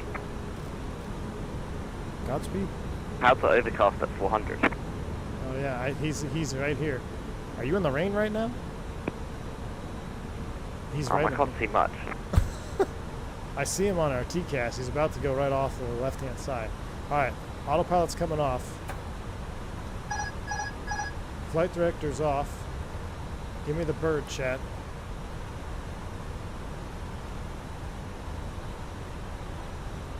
There he is, right there. He is scud running. We're going to have to do the same. That's a 7-4 scud running. Alright, maintain our position here. What's our VREF? 146, yeah.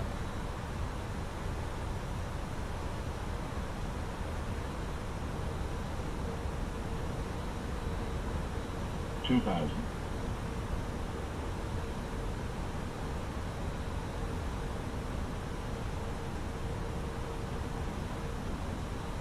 Alright, I'm gonna throw the gear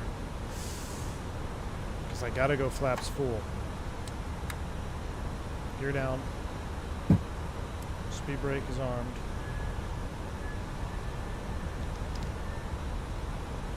Full flaps. Oh, chat. Turn, baby, turn. Turn, baby, turn. All right, keep coming down. This is where you can get high here. Turn.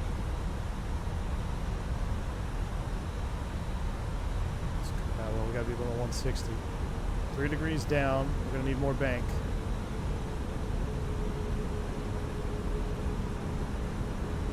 Oh, sync rate. Guarding traffic, Sync rate 767 check. vacated, Bring it up, runway bring it up, 14 right. bring it up. Bring it up. Watch that sync rate. There we go.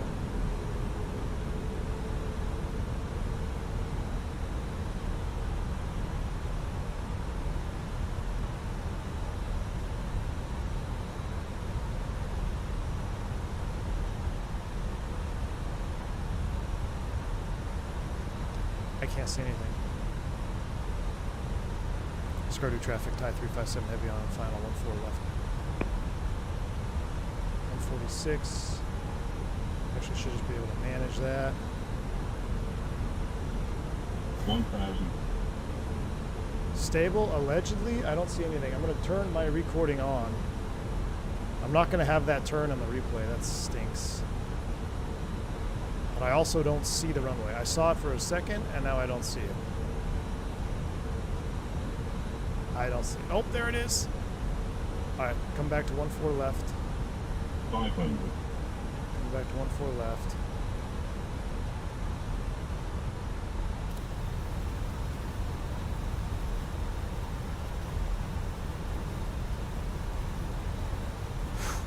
Chat. 400. Get her down. Come on, coming down now. Oh, we're high. 300. 100 above. 200. Minimum. That's normal. I should have inhibited that on the turn. 100. 50. 40. 30. 20. Retard. 10. 5. Goodness.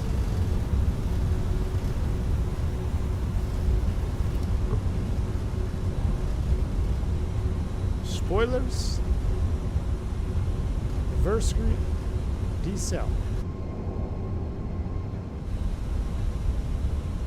60 knots.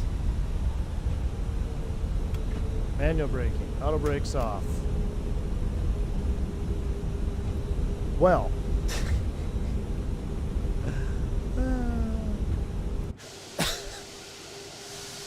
Ladies and gentlemen, welcome to Skardu. We almost lost one there. We almost lost one there. We almost lost one there. Wing heats can come off.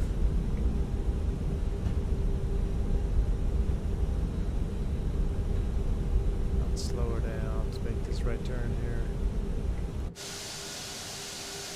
Ladies and gentlemen, we have arrived. Pour one out for the runway. I don't even know how firm that was. Dude, it looks so different. I haven't landed anything but a 7.3 for weeks. I felt so off on that flare. I need a drink after that one too, Zach. I think I might. I'm gonna have to get a drink before this caravan flight.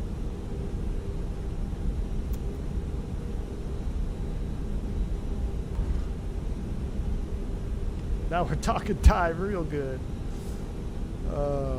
Heaters are coming on. Well, we should leave those on.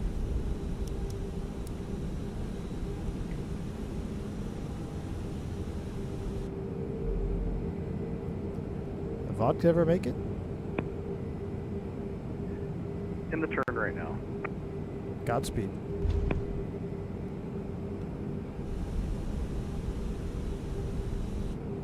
There's one more 340 in the turn right now.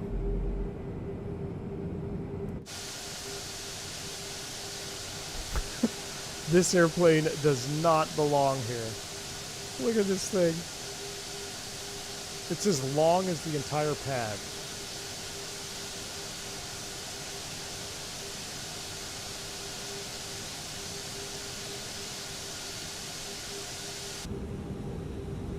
Okay, breathe. Let's go see this guy land. Brake set. Let's see if we can catch his landing.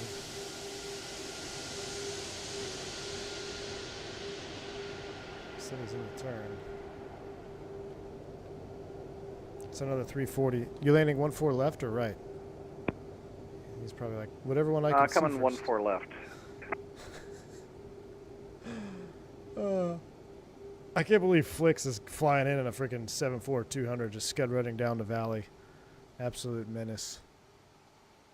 Captain Midwest, this is Iveo, actually. IVAO. Alright, he should be in the turn on final. If he survives. 1-4 left or 1-4 right? Yes. I'm really curious to see what our landing looked like. Gus says, not joking, he actually landed smoothly. Really? Well, smooth for Flix is questionable for most of us.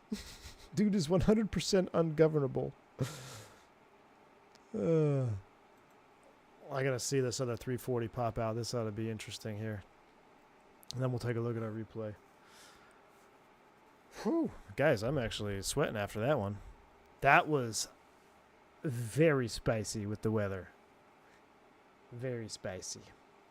Do you know how... no, Captain Midwest. I already answered you as best I could, man.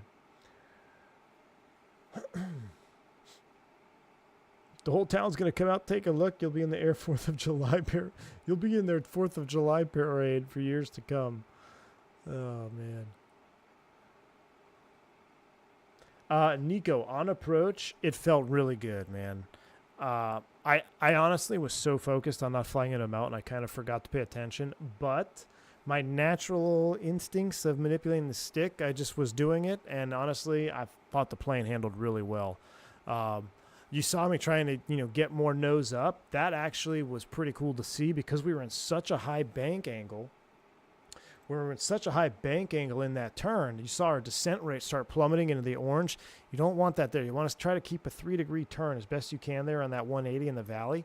But because I was late, I really had the bank going in excess of 30 degrees, and that vertical component of lift was shot. So I needed much more aft stick to get that nose up. I'd say, in even like the default 330, I feel like if you just did a little nose up like that, you'd get an aggressive pitch up and maybe even like a trigger alpha floor or something.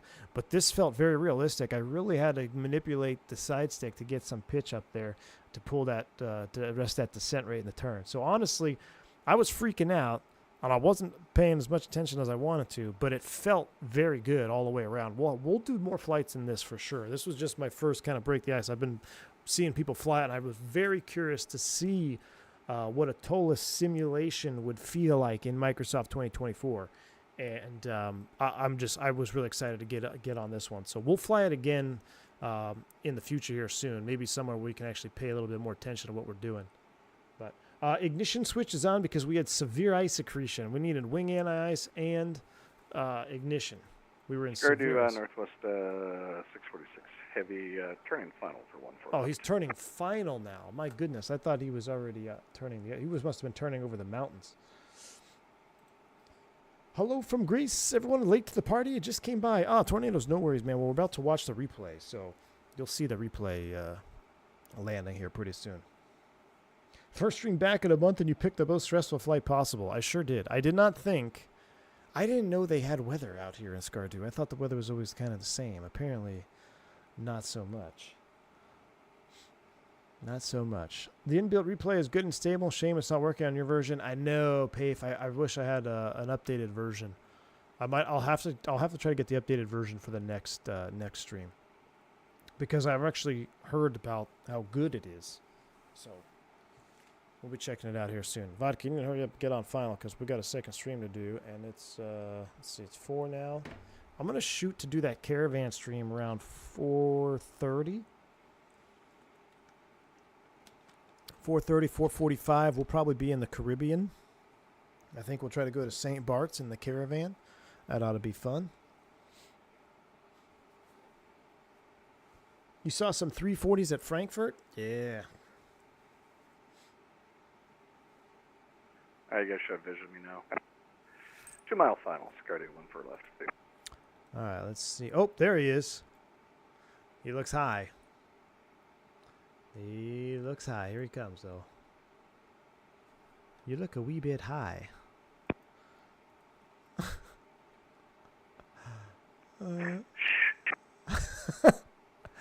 In more ways than one. He's always high, AJ. He's got like full boards out. The descent rate has got to be screaming. Look at that. He's... Oh, that is a sick profile view. I mean, the 340-600 has a pretty cool view. Let's go full screen on it there. I like that view, that 340-600.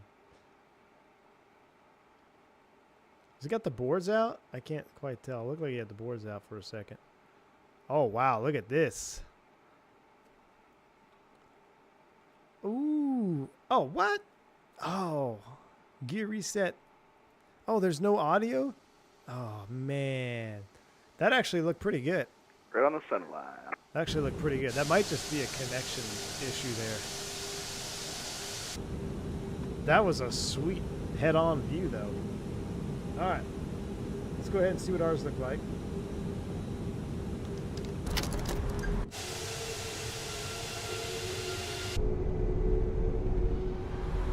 Speed, speed, speed. Speed, speed. Oh, I don't think it works. Oh, yeah, see, it doesn't work. Oh, that's a bummer. Third-party replay does not appear to work. Yeah, that's not our replay. Oh, bummer.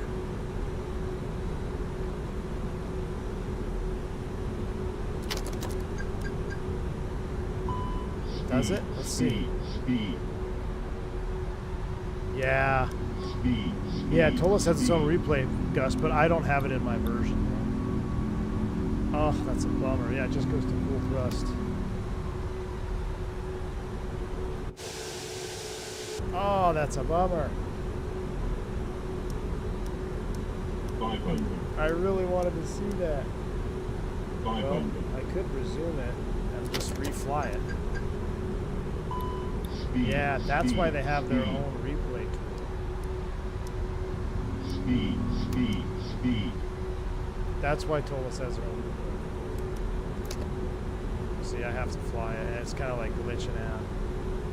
Yeah, see, I'm on an earlier version that doesn't support the replay tool. Look at the weather return, actually, there in the valley. See another rainstorm coming in. 500. Well, that's a bummer. Almost died for nothing. 400. Let's see if I do one more landing here for you. 300. 200. 200. 100. Let's see if I can.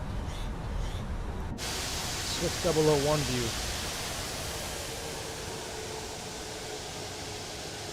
Oof. That wasn't our landing, but let's take a look at it from a wing view. Reverse, yeah, it's glitching. Ah, that's such a bummer. All right. Well, but that means there's definitely something going on with the flight model being as good as it is. Custom flight model. I think you're right, Pafe. So, I mean, bummer that we can't watch our own replay, but Toliss 340 or Toliss Aerosoft 340, definitely not a bummer. Definitely not a bummer